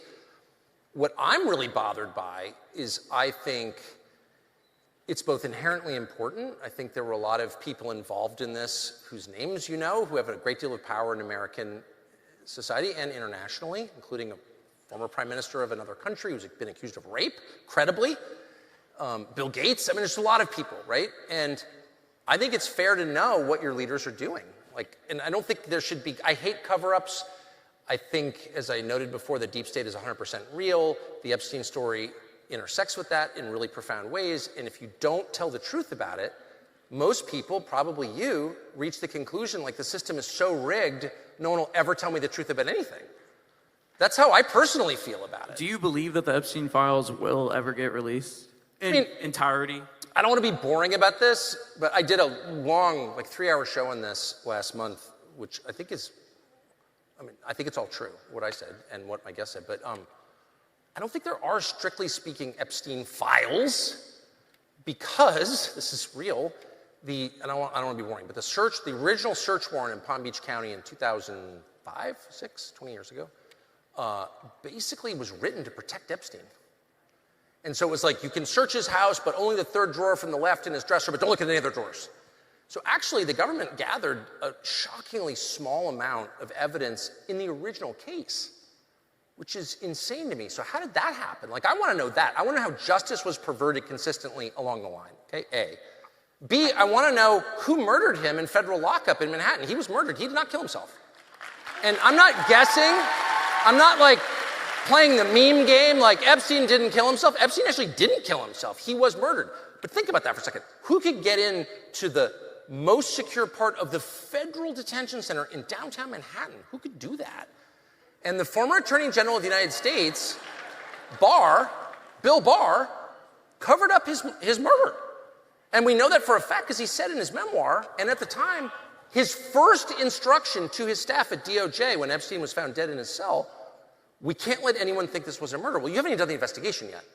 So rule 1 in law enforcement is, and in journalism, by the way, we don't draw conclusions before the evidence arrives because we could be wrong. Also science. Any honest undertaking requires you to find out what happened before you make a judgment about it. And he didn't. And he was part of the cover-up. And he's threatened to sue me for saying that. Go ahead. So there are a lot of things about Epstein that I think are vital for the public to know. They're not revealing them. It enrages me. I think it hurts them. It hurts the country. I don't understand it. And I think Trump thinks that it's part of a plot like Russiagate against him. I don't think that's true. I think we need disclosure about a lot of things, beginning with Epstein. Because who's going to trust the government at this point? Have you seen the birthday letter that Epstein had written Donald Trump? Yeah, he was friends with Epstein. Yeah, well, I'm saying as that a majority of the American populace believes that Trump is a pedophile. Okay, well... Okay, I haven't seen polling on that question, but I would say... A good chunk at the minimum. Okay. I can't speak for anyone other than myself, but I would say, as always, disclosure is the only way to restore trust. They haven't released all the JFK assassination files, okay? Still. Despite the fact the president issued an order on January 23rd, the day after his inauguration, saying all of them were beat, they haven't been released. So what is that? And I've got some theories, but I don't have a hard and fast answer because I haven't seen the documents that haven't been released by CIA. But it just makes everybody crazy.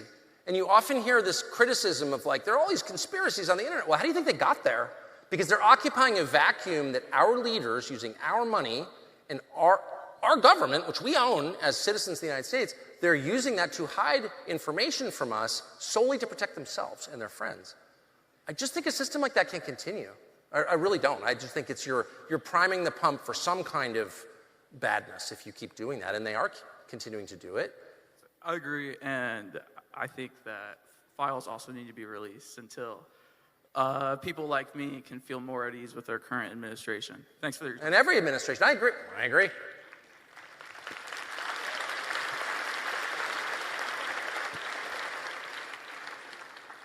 Hi, Mr. Carlson. My name is Joe. I've been a big fan of your show my whole life. I used to watch it with my father on TV, and he's watching me right now, and so this is really a privilege. I'd like to say I agree with you on most things, foreign policy, domestic policy. However, there's one thing that I do not agree with you with. Weed?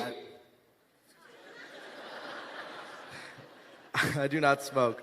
I hate weed. Everyone loves weed. All the cool kids love weed. I hate weed. So okay, but I'm sorry, I won't guess. But tell me what you disagree with me on.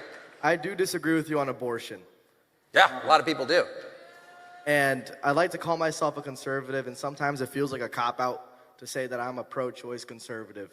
I'm a man of faith. I do go to church, and I believe in Jesus Christ, that he's my Lord and Savior. But I think that when I act as a conscientious actor the same way Henry David Thoreau did with not wanting to support a government that supports slavery, and the same way Socrates did when he was in prison, I just don't think I can align the belief that abortion should be banned with the idea that the government should be limited and not infringing within people. I mean, look, I get what you're saying, and I once had that belief. I mean, I felt the way that you feel. Like, I don't want government in the bedroom. I didn't realize the government would arrive in the bedroom and they'd be telling my kids about gays in 5th grade or whatever. Like, government's definitely in our bedroom. Promoting the sexual practices it approves of and discouraging the others. So government's in our bedroom. Thanks, Human Rights Campaign and HHS. But I get what you're saying. So I would just start here. Does government have the right to prevent people from killing each other? I mean, yes, to a certain extent. I think that... What would be that extent? I mean... When can government not tell people not to kill each other? In cases of self-defense. If someone breaks into my property... That is correct. If someone breaks into my property and I act in retaliation, I don't think the government should have the right to say, you can't do that. I think you're absolutely right. Of course, I vehemently agree with you. I think the distinction would be the child didn't actually break in. The child didn't do anything wrong. And to the young lady who was asking me about the theocracy that she worries is coming. Not soon enough, sad. But, no, totally kidding, sort of. But, one of the basis of the Western justice I was just extolling is that you can't punish the innocent. That's why we don't believe in collective punishment. You only punish people who've done something wrong. And the worst thing that you can ever do in life and in the justice system is punish the innocent. You know, what the famous, was it Hugo Black or some famous Supreme Court justice said, rather have 10 men go free than one innocent man be punished. And I think most decent people feel that way. I certainly do. And that stems from a Christian understanding of justice. So it's hard to identify the crime the child has committed. Now, you could, I think we can conclusively say the child hasn't actually done anything wrong. Yes, so you can't kill him. And you could make the argument, and people have, that for the first, in fact, Roe made this argument, that the first 3 months it's not a human. I think it's kind of a weird argument. I don't agree with it, but at least it's an argument. But if the child can live outside the womb, you're killing an innocent person. That's not a close call at all. And people who call themselves pro-choice don't seem that eager to ban that. Like, that should be illegal tomorrow. If a child can live outside the womb, I don't care if you think the child is not up to your specifications, like the kind of child you want. Oh, the child has spina bifida or whatever. It's sad, okay, but it's not a crime. Having a birth defect is not a crime, is it? I know Hitler thought it was a crime. I don't think it was a crime. So you can't kill people who haven't done anything wrong. And I just think your position would have more credibility. I'm not attacking you at all. Again, I had your position, so I understand that people of good faith can arrive at the place you have. But I think it would be good to think that through, because there are tens, hundreds of thousands of post-viability children murdered every year in abortion, and like, can we allow that? How can we allow that? I can't hear what you're saying, but... Okay, well, I don't know. If 1% of the country were in slavery, you'd be like, it's just 1%. You know, like, if something's bad, it's bad. And the government should be against it. Like, what's the point of a government?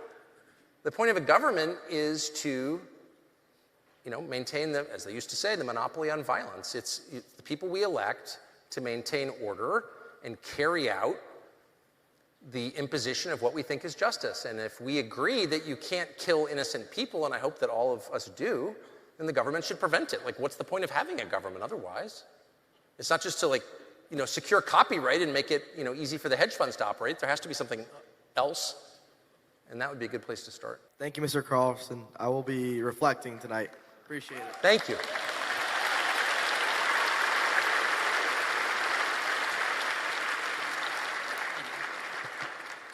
Hey, Tucker, thank you for being here. I just wanted to ask you about the redistricting push that's been in Indiana.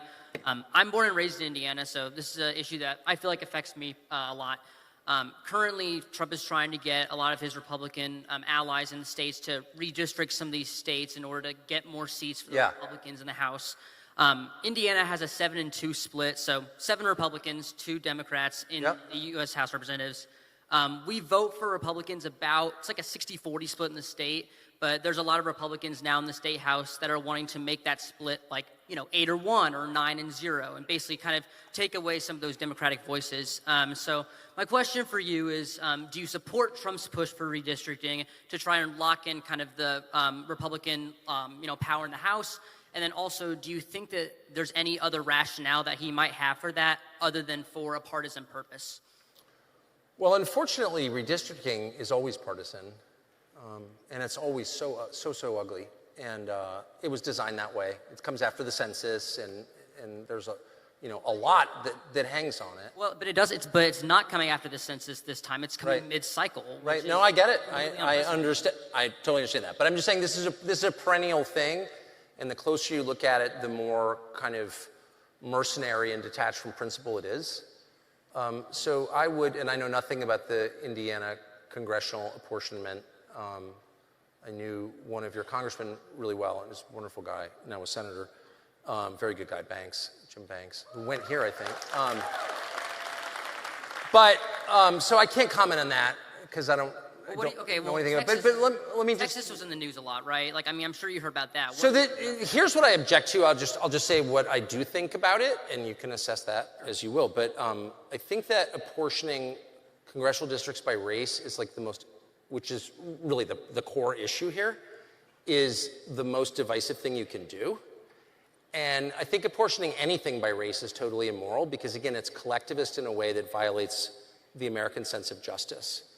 And so any whites, blacks, trans, whatever, that way of thinking is the road to genocide. I've always thought that. I continue to think it. And it's reflected in so many ways in our society, but particularly in congressional district apportionment, where there are so many districts in this country that were drawn to make certain that a person of a certain race holds the seat in the House. And by court order, by the way. This is not like something that was just dreamed up by do-gooders. Like, this is mandated by federal courts. And I think if you want to have like a race war at some point, keep doing stuff like that. Like, that is so bad. It just shouldn't be that way. The idea, first of all, because everything about it is poison, but the core idea is the most poisonous of all, and that is that only someone who looks like you can adequately represent you. It's completely detached from ideas. It's only about race. It's only about ethnicity. It's skin color. And that right there is a rejection of the core American idea, which is which is on the mall, everyone ignores it, the MLK, who didn't believe it himself, but whatever, the idea is still worth upholding, which is we're gonna be judged by the content of our character, not the color of our skin. That is worth saving, okay? In fact, not only is it worth saving, that was the whole idea of the country. And so you can't, and by the way, you see this up and down our corrupt systems, not just in the federal courts, not just with congressional apportionment, but at medical schools. Well, I mean, certain populations have to have physicians that look like them. Why? Why? I feel like we're getting off the topic. No, this is the topic. No, I'm trying to talk to you about redistricting and. Well, this is the core of redistricting. All these congressional districts are driven. But not all of them are driven by race. Like, okay, Indiana. Think about this: 60 to 40. Right. Do you think that it would be fair for Republicans to control approximately 60% of the districts in Indiana and Democrats to control 40%? Would that be fair? You mean, do I think it's fair? Again, I'm taking a pass on the specifics of Indiana because you're clearly outgunning me with local knowledge. But and I don't want to. But do I think it's fair for congressional districts to mirror like the vote totals, like of the state, basically? Yes, I do. Okay, well, that's not happening. Okay. Right now, and well, Trump is then that sounds unfair. Right, and Trump is trying to make it even more unfair. He's trying to move us from 78% Republican districts in Indiana to like 89% or even 100%. To me, that's not fair. Yeah, well, I mean, so Indiana, and I love Indiana, but Indiana is not like a population center in the United States. Probably should be. California and Texas are. And he's making the same argument that you're making in the big states. But Texas is already 25-13, and they do not vote for Republicans in that sort of proportion. What is California? California is the same way. I agree. It's a problem on both sides. But to say that Texas is not a problem, then that's not true. So I guess I would say I think I agree with you that the congressional districts should roughly, to the extent you can, I've actually seen the process take place, like people trying to figure out what the boundaries of a congressional district should be. You should talk to a member of Congress about this. It's actually pretty interesting. You're clearly into this. It's super freaking complicated, but less complicated now because of the data revolution. Like we know a lot more about who lives where and what they do. Not just who they vote for, but their buying habits. Like you can get very precise about where the liberals and the conservatives live now, like way more than ever before. So I think it's a bigger problem. And in general, yes, I think it should reflect the people who live in the state. Great, I agree. Well, I want to let other people talk. Let me say the last thing. The idea that illegal aliens are counted in the census is like, let's have a revolution to stop that. Like that that's would require so a constitutional amendment, but yeah. It's so outrageous. Well, what it would actually require is like, anyone who's here illegally needs to leave immediately, and I would like to see that happen soon.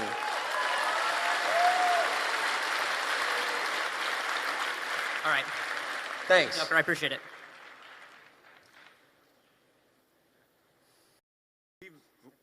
Thank you. Good evening, sir. My name is Jacob. As someone who's going into the armed forces, I put a lot of priority on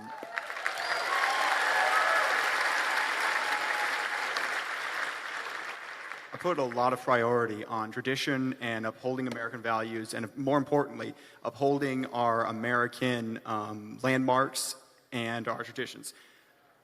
Do you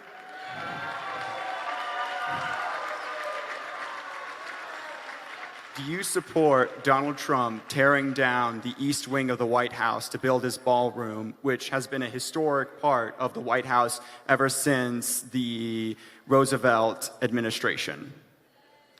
Which Roosevelt? FDR? Yes. Well, that ended in 1945. The historic's a little strong there. I don't know. I think it's I have mixed feelings. I think that I was just there. I mean, I've been there a lot my whole life. It's not that impressive. I mean, don't mess with the West Wing. The East Wing's like kind of not impressive at all. Sorry, I was literally just there like 4 days ago. What I'm against, much more than that, is building concrete, ugly buildings. Like, I just am so offended by it. I'm so offended by the ugliness that's spreading across this country. I mean, I don't know. Look, I mean, just to answer your question I can go on forever on this specific topic, but architecture the things we make reflect who we are, period. If you want to assess, if you're an archaeologist and you want to know what the Phoenicians were like, you look at what they made. And I hope we're never judged by that standard, because we're not creating beauty now. And that flows from your collective soul. Like, if you have beautiful intent and beautiful thought and beautiful aspirations, you create beautiful things. At its height, the British Empire created the most finely crafted, beautiful, durable things ever made. And now they don't create anything other than finance and bad healthcare. So it really is a measure of your civilization. And I'm very upset about architecture, about the state of our architecture. I do think that people who build dollar stores, I'm not saying should be in prison, but I think that I'm open to that, obviously, but I do think that they should face a serious social sanction. Like, you shouldn't sit next to them in a public place. So as for the East Wing, I don't really know. I mean, I think you have to make sure that it's restrained and in good taste, and I feel strongly about that. I was just in the Rose Garden. I was pretty skeptical about his plans for the, do you know what the Rose Garden is? It's right off the Oval Office. It's very famous, right, in press conferences. And Trump's position was, well, when it's wet, people's shoes sink into the mud, and so I'm going to replace it with tile. I mean, I live in like a very old house. I don't like anything new. I'm really uptight about design questions. I was kind of skeptical. I was just there. It looked fine. It looked pretty good, actually. So I hope whatever he's doing in the East Wing is good. I'm sorry to give you such a soft answer, but if you're worried about the encroachment of ugliness in public spaces, man, you've got a lot to worry about. You know, anyone who's building a steel reinforced concrete building should have to answer the question, why? Anyone who's putting drywall on a visible surface or drop lighting, what? Anyone who's putting industrial carpet on the ground, what about stone? None of this is going to be here in 100 years. Why? Because the rebar rusts, and there's no way to stop it from rusting. Modern architecture is designed for a very short span. You can go to the Roman Colosseum. Anything made out of stone endures. And a society that cares about its future, that reveres its past, builds out of durable building materials. And we don't. And no one says anything about it. It's like, oh, it's cheapest. I don't care what it costs. Like, no more concrete buildings. They sap the life from our country. Thank you for your time, sir, and I want to keep this brief for everyone. Sorry, I want to keep this brief for everyone. So good, well, thanks. I should take that advice. Hi, I'm John. I'm an exchange student from Poland, and I wanted to ask you about your stance on Eastern NATO flank and on the issue with Ukraine war. From what I've heard from you tonight and also from your programs, what I've been watching personally, you have a very harsh stance on Ukraine president, and you're describing Zelensky as a quote-unquote dictator ruling his country, completely disregarding, I think, the martial law as it is in place in Ukraine. But also what really bothers me is that I think so personally, that you tend to view this war as an kind of equal conflict between two sides. When we knowing the Russia from their history and seeing what they are doing there and remembering from the history what they've been doing for 300 years, we know that they like to play the victim. You know, they always play the victim. They always like to call themselves freedom from Kremlin war all the way to the First World War and so on and so on. And my question here is, don't you feel that it's improper to blame everything on Ukraine? Correct me if I'm wrong, obviously, and completely disregard that Russia is the aggressor in this very war. Well, first of all, let me say, I'm sorry. I didn't mean to sound like I was blaming everything on Ukraine. I think Ukraine is the victim here. NATO is the aggressor. NATO did this under the command of Joe Biden, and it's deranged. And the United States, on many levels in the foreign policy establishment, and I'm sad to say in the Pentagon, and certainly in NATO command, wants a war with Russia. So now we have one. So no, this is not a war between Ukraine and Russia. It's a war between the United States and Russia.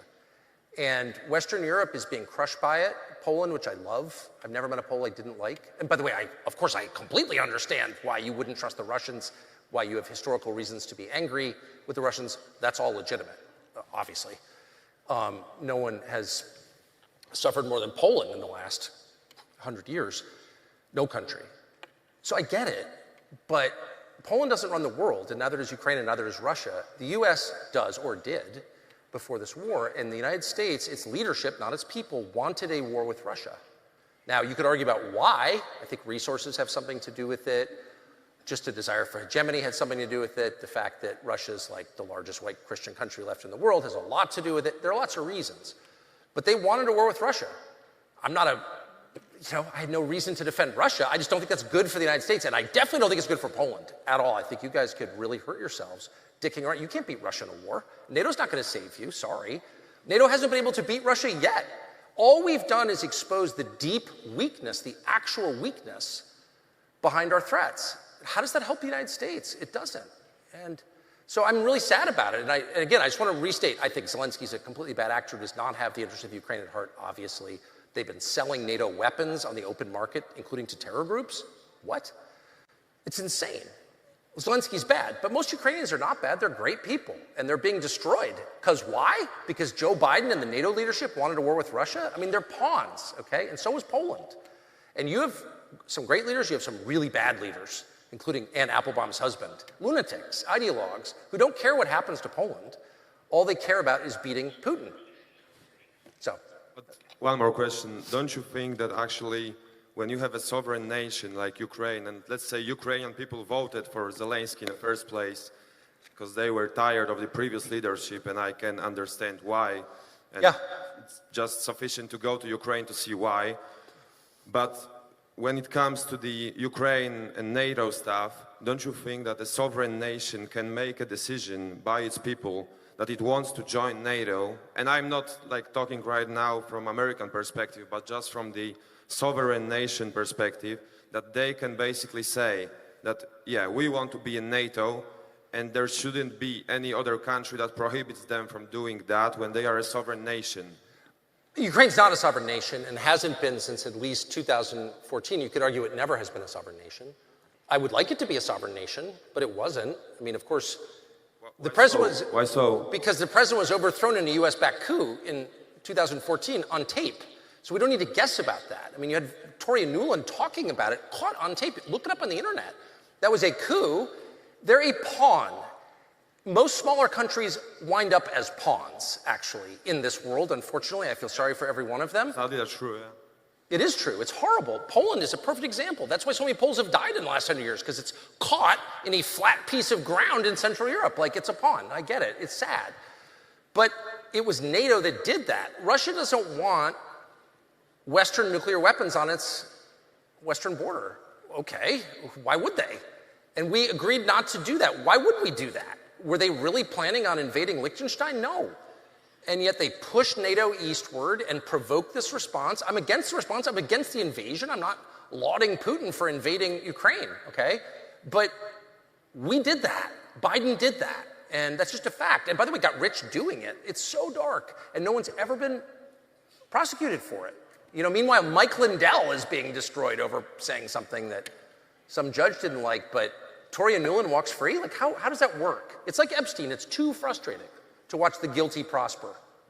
Yeah, it is very frustrating, but at the same time, I think we, as the free world, as you mentioned earlier, we should state who the aggressor is and actually recognize that Putin is a dictator who kills his political opponents, who kills journalists.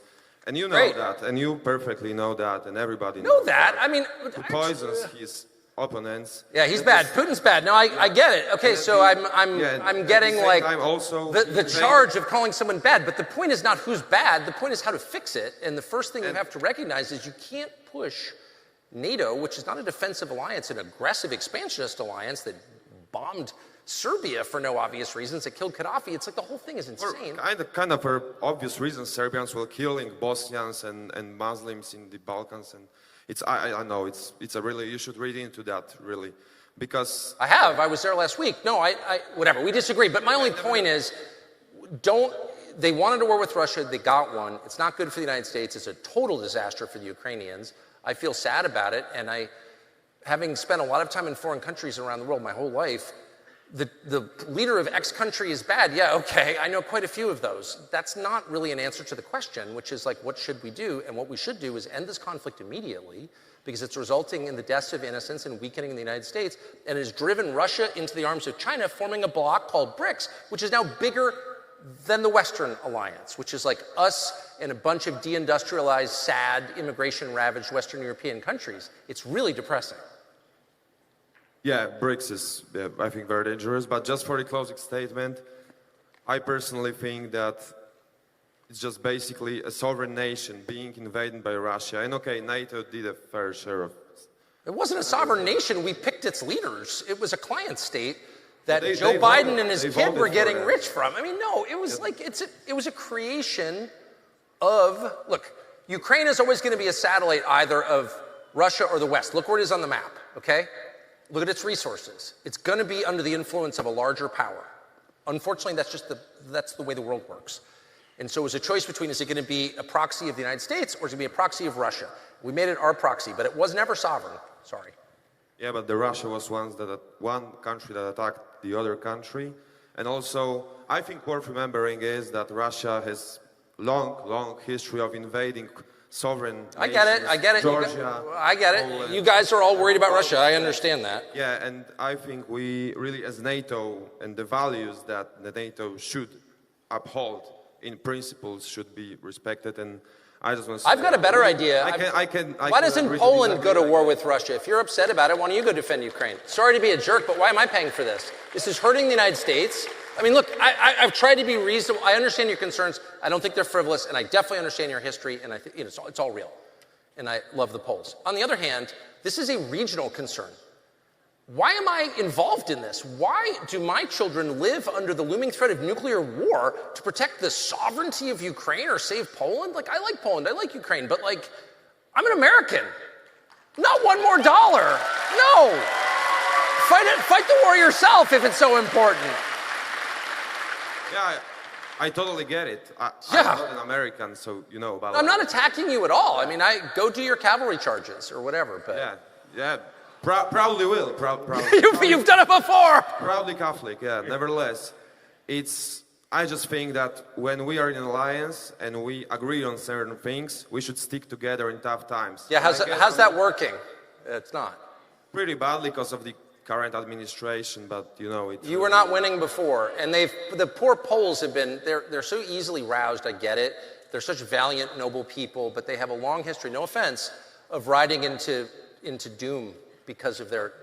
I completely agree with that, but nevertheless... Don't do it again, Just for the closing statement, I hope you are aware of spreading basically the Russian point of view and getting dragged in this conversation. I don't really think Americans as a leader of the free world should do that, but it's just up for we're paying for the war. It's our war. No mas. You're making a buck out of it also, but like, nevertheless, thank you very much for your time, and I'll let people talk also.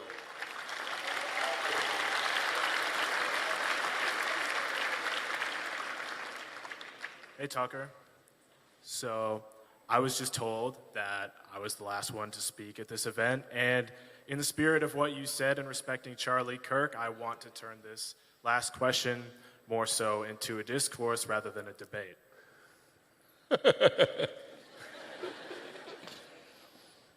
Yeah, bear with me, I'm just using my phone.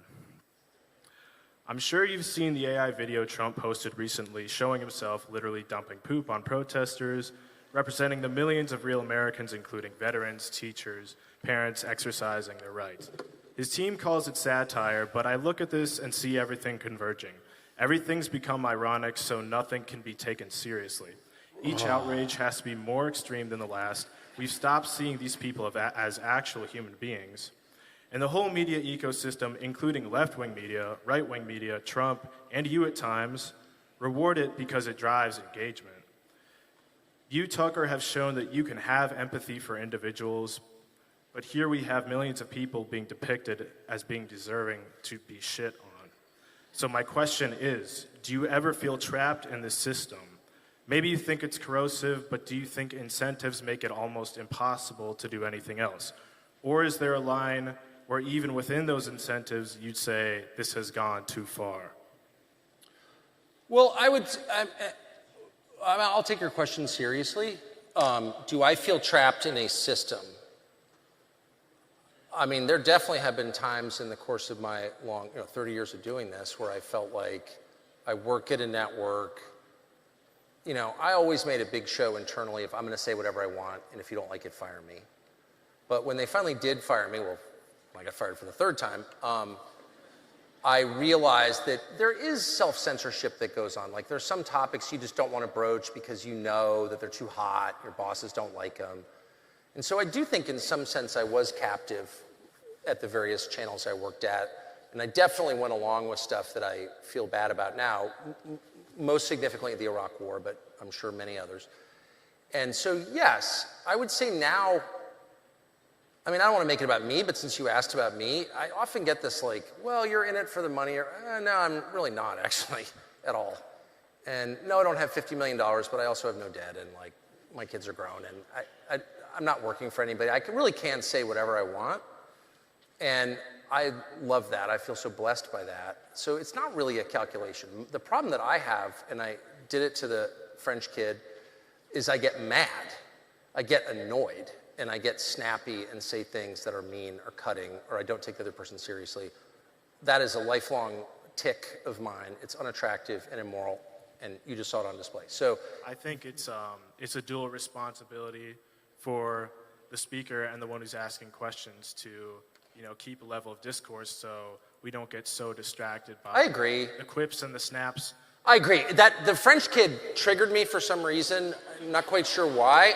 Everyone hates the French. I don't like the French. I don't hate the French. I think they're really an interesting people in a lot of ways. But anyway, what I wanted to address is like I admire that you're being honest. That I'm trying. Like a speaker, college student on a campus was able to trigger you, but really it's like we're all getting triggered back and forth. But can I suggest one thing that I certainly think you can make the case, is it befitting a president to send out an AI video as the one you described, which by the way I haven't actually seen, but I believe it.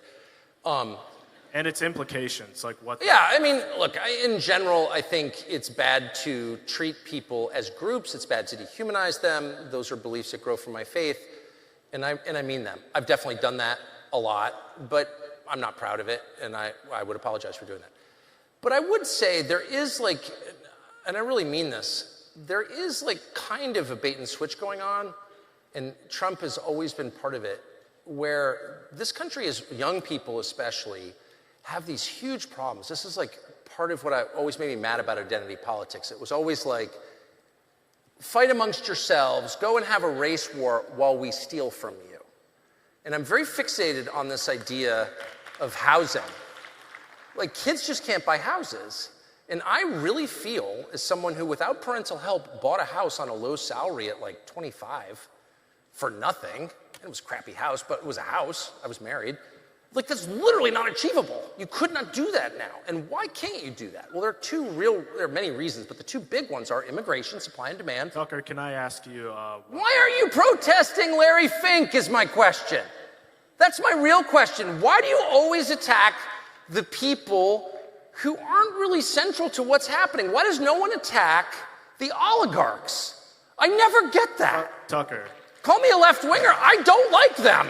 They're bad. I know we've heard a lot about your favorite architectural styles and going off talking about other important issues, and I respect that. But I do have one question that I would hope... Why don't you address that question? Like, you guys on the left are always like, we're fighting the man, and it's like, no, you're pissed at some talk show host. You got a big platform, a big podium. It looks fantastic. It's great.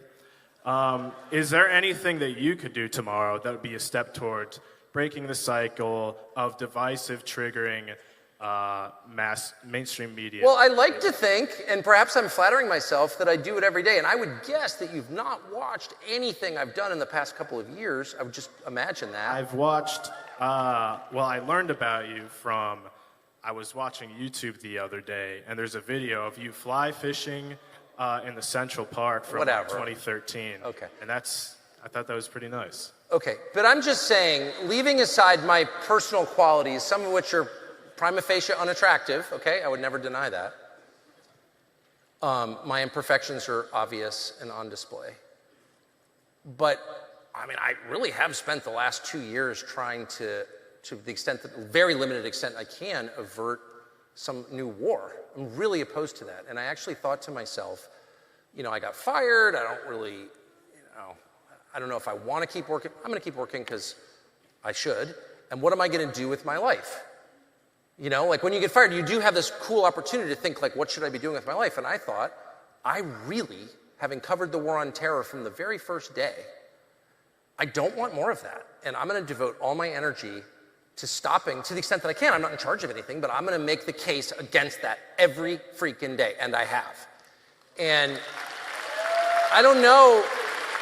I mean, I'm against the divisiveness. I totally agree with you. But I would also say that a lot of the divisiveness is designed to keep people from understanding that they have more in common than they think. I 100% agree. And the fact that you and the race stuff especially. And that you recognize that, I believe that you could be in a position. Well, I think I am, and I think I'm doing that. And maybe again, I'm flattering myself. You know, we don't see ourselves clearly, and it's totally possible that I'm like working toward evil and don't know it. But I don't believe that. I actually think I'm doing the right thing. I say prayers about it every day, and I do know from working for 20 years, having people call me a racist, and I always say, if I was a racist, I would just admit it, and I would. I'm kind of a sexist. I'm not a racist.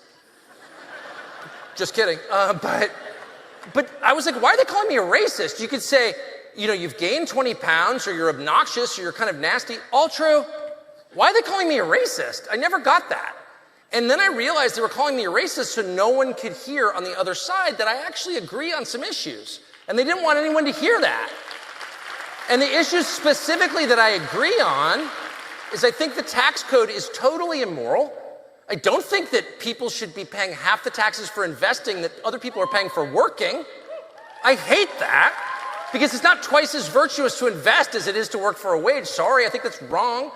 Is that a liberal position? I have no idea, but no liberal's ever heard that because, like, he's a racist, shut up. Or he's divisive, or he fly fishes in Central Park, or who gives a shit? Like, actually, all of us are being played by the most powerful people in the world. That's my view. And by the way, they're not even politicians. My read from a lot of time, you know, in this world is that politicians have a lot less power than we imagine they do. And I think people are starting to figure that out. Like, they take orders. Almost all of them take orders. So the question is, who are they taking orders from? And who made those people God? Like, I didn't vote for them. And why is nobody protesting them? It's always some poor ICE agent who's just doing his job, or some cop. The problem is white cops. What? The guys who make $50,000 a year? And the left had, like, literally nation-stopping violent protests for an entire summer because cops were white. It's like, I don't think we're going after the real criminals here. And the real criminals are people who are turning single-family homes into rental properties. They are people who opened the borders and made it too crowded for your kids to have a job or buy a house. Like, why those people get completely escape any scrutiny, much less punishment? And I would say to the left, to liberals like you, harness the good energy that you have, like your desire for social justice, which I share completely. And no, it's not related to race, it's related to human rights inherent in all of us. And pursue those. And pursue the people who are trying to limit them. Anyone trying to limit free speech should be your enemy, but they're not. You're on that side. Like, how can you fall for this? Right? Are you hearing me? Do you feel me? Can I get an amen?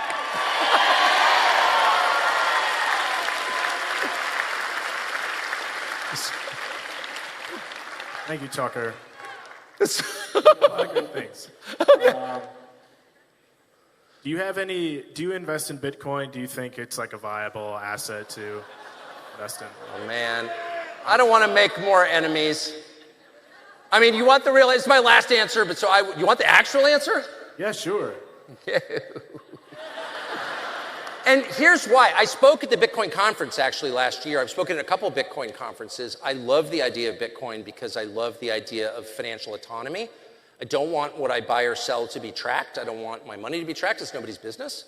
I pay my taxes. I've never cheated on my taxes. I've been very tempted, but I never have one time cheated on my taxes. And once the money's mine, like I can do what I want with it. And if you find me breaking the law, arrest me. But if you don't, it's none of your beeswax, as the kids say. So I love the idea of the blockchain. I knew some of the people involved in that whole thing. And I still believe in that promise, okay? Roger Ver, for example. I don't know how closely do you follow this, but like, there are people who still believe in that. But it turns out that it is not, to this point, been, I hope it will be, a way to conduct financial transactions privately at all. And that really freaks me out. I'm really afraid of a digital currency because that is totalitarian control. If you can punish people, if you can zero out their bank account and keep them from eating, you will have total obedience. Like, that's totalitarian. And I know that young people love crypto because they've been completely screwed in the job market and there are no financial opportunities for most of them. And they know they're staring down a life of, if not poverty, certainly a step down from the way they grew up, most young people.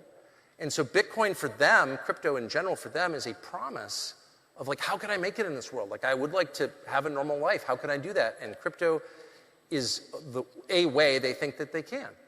And I'm praying for them. I hope that's true. But I fear that it will become, like so many other things in our country, a scam of sorts run by a coalition of the financial beneficiaries, like a few people who are getting all the winnings, and the politicians they control who use it to further their control of American society. I'm really worried about that.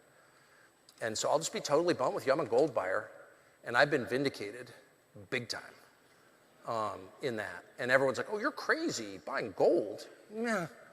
You know, it was good enough for the Phoenicians, it's good enough for me. And I, in general, don't get involved in anything I don't understand. I think that's a really good rule. There's some things I think I understand, turns out I didn't understand them, but in general, I try to limit myself to things I understand. And nobody can explain to me who Satoshi was, the creator of Bitcoin, this mysterious guy who apparently died, but nobody knows who he was. You know, I grew up in DC primarily, in a government family, so CIA. That's my guess, can't prove it, but like, you're telling me to invest in something whose founder is like mysterious and has billions of dollars of unused Bitcoin, like what is that? And no one can answer the question, including some of the biggest holders of Bitcoin in the world, do I know personally? They're like, oh, it doesn't matter, it matters to me, right? Thank you, Tucker. Thank you. Clock's ticking. Thank you, guys. I really appreciate it. And let me just say, to the French kid, sorry I was snappy with you, but you really are the most annoying person I've ever met. And I mean that. Thank you.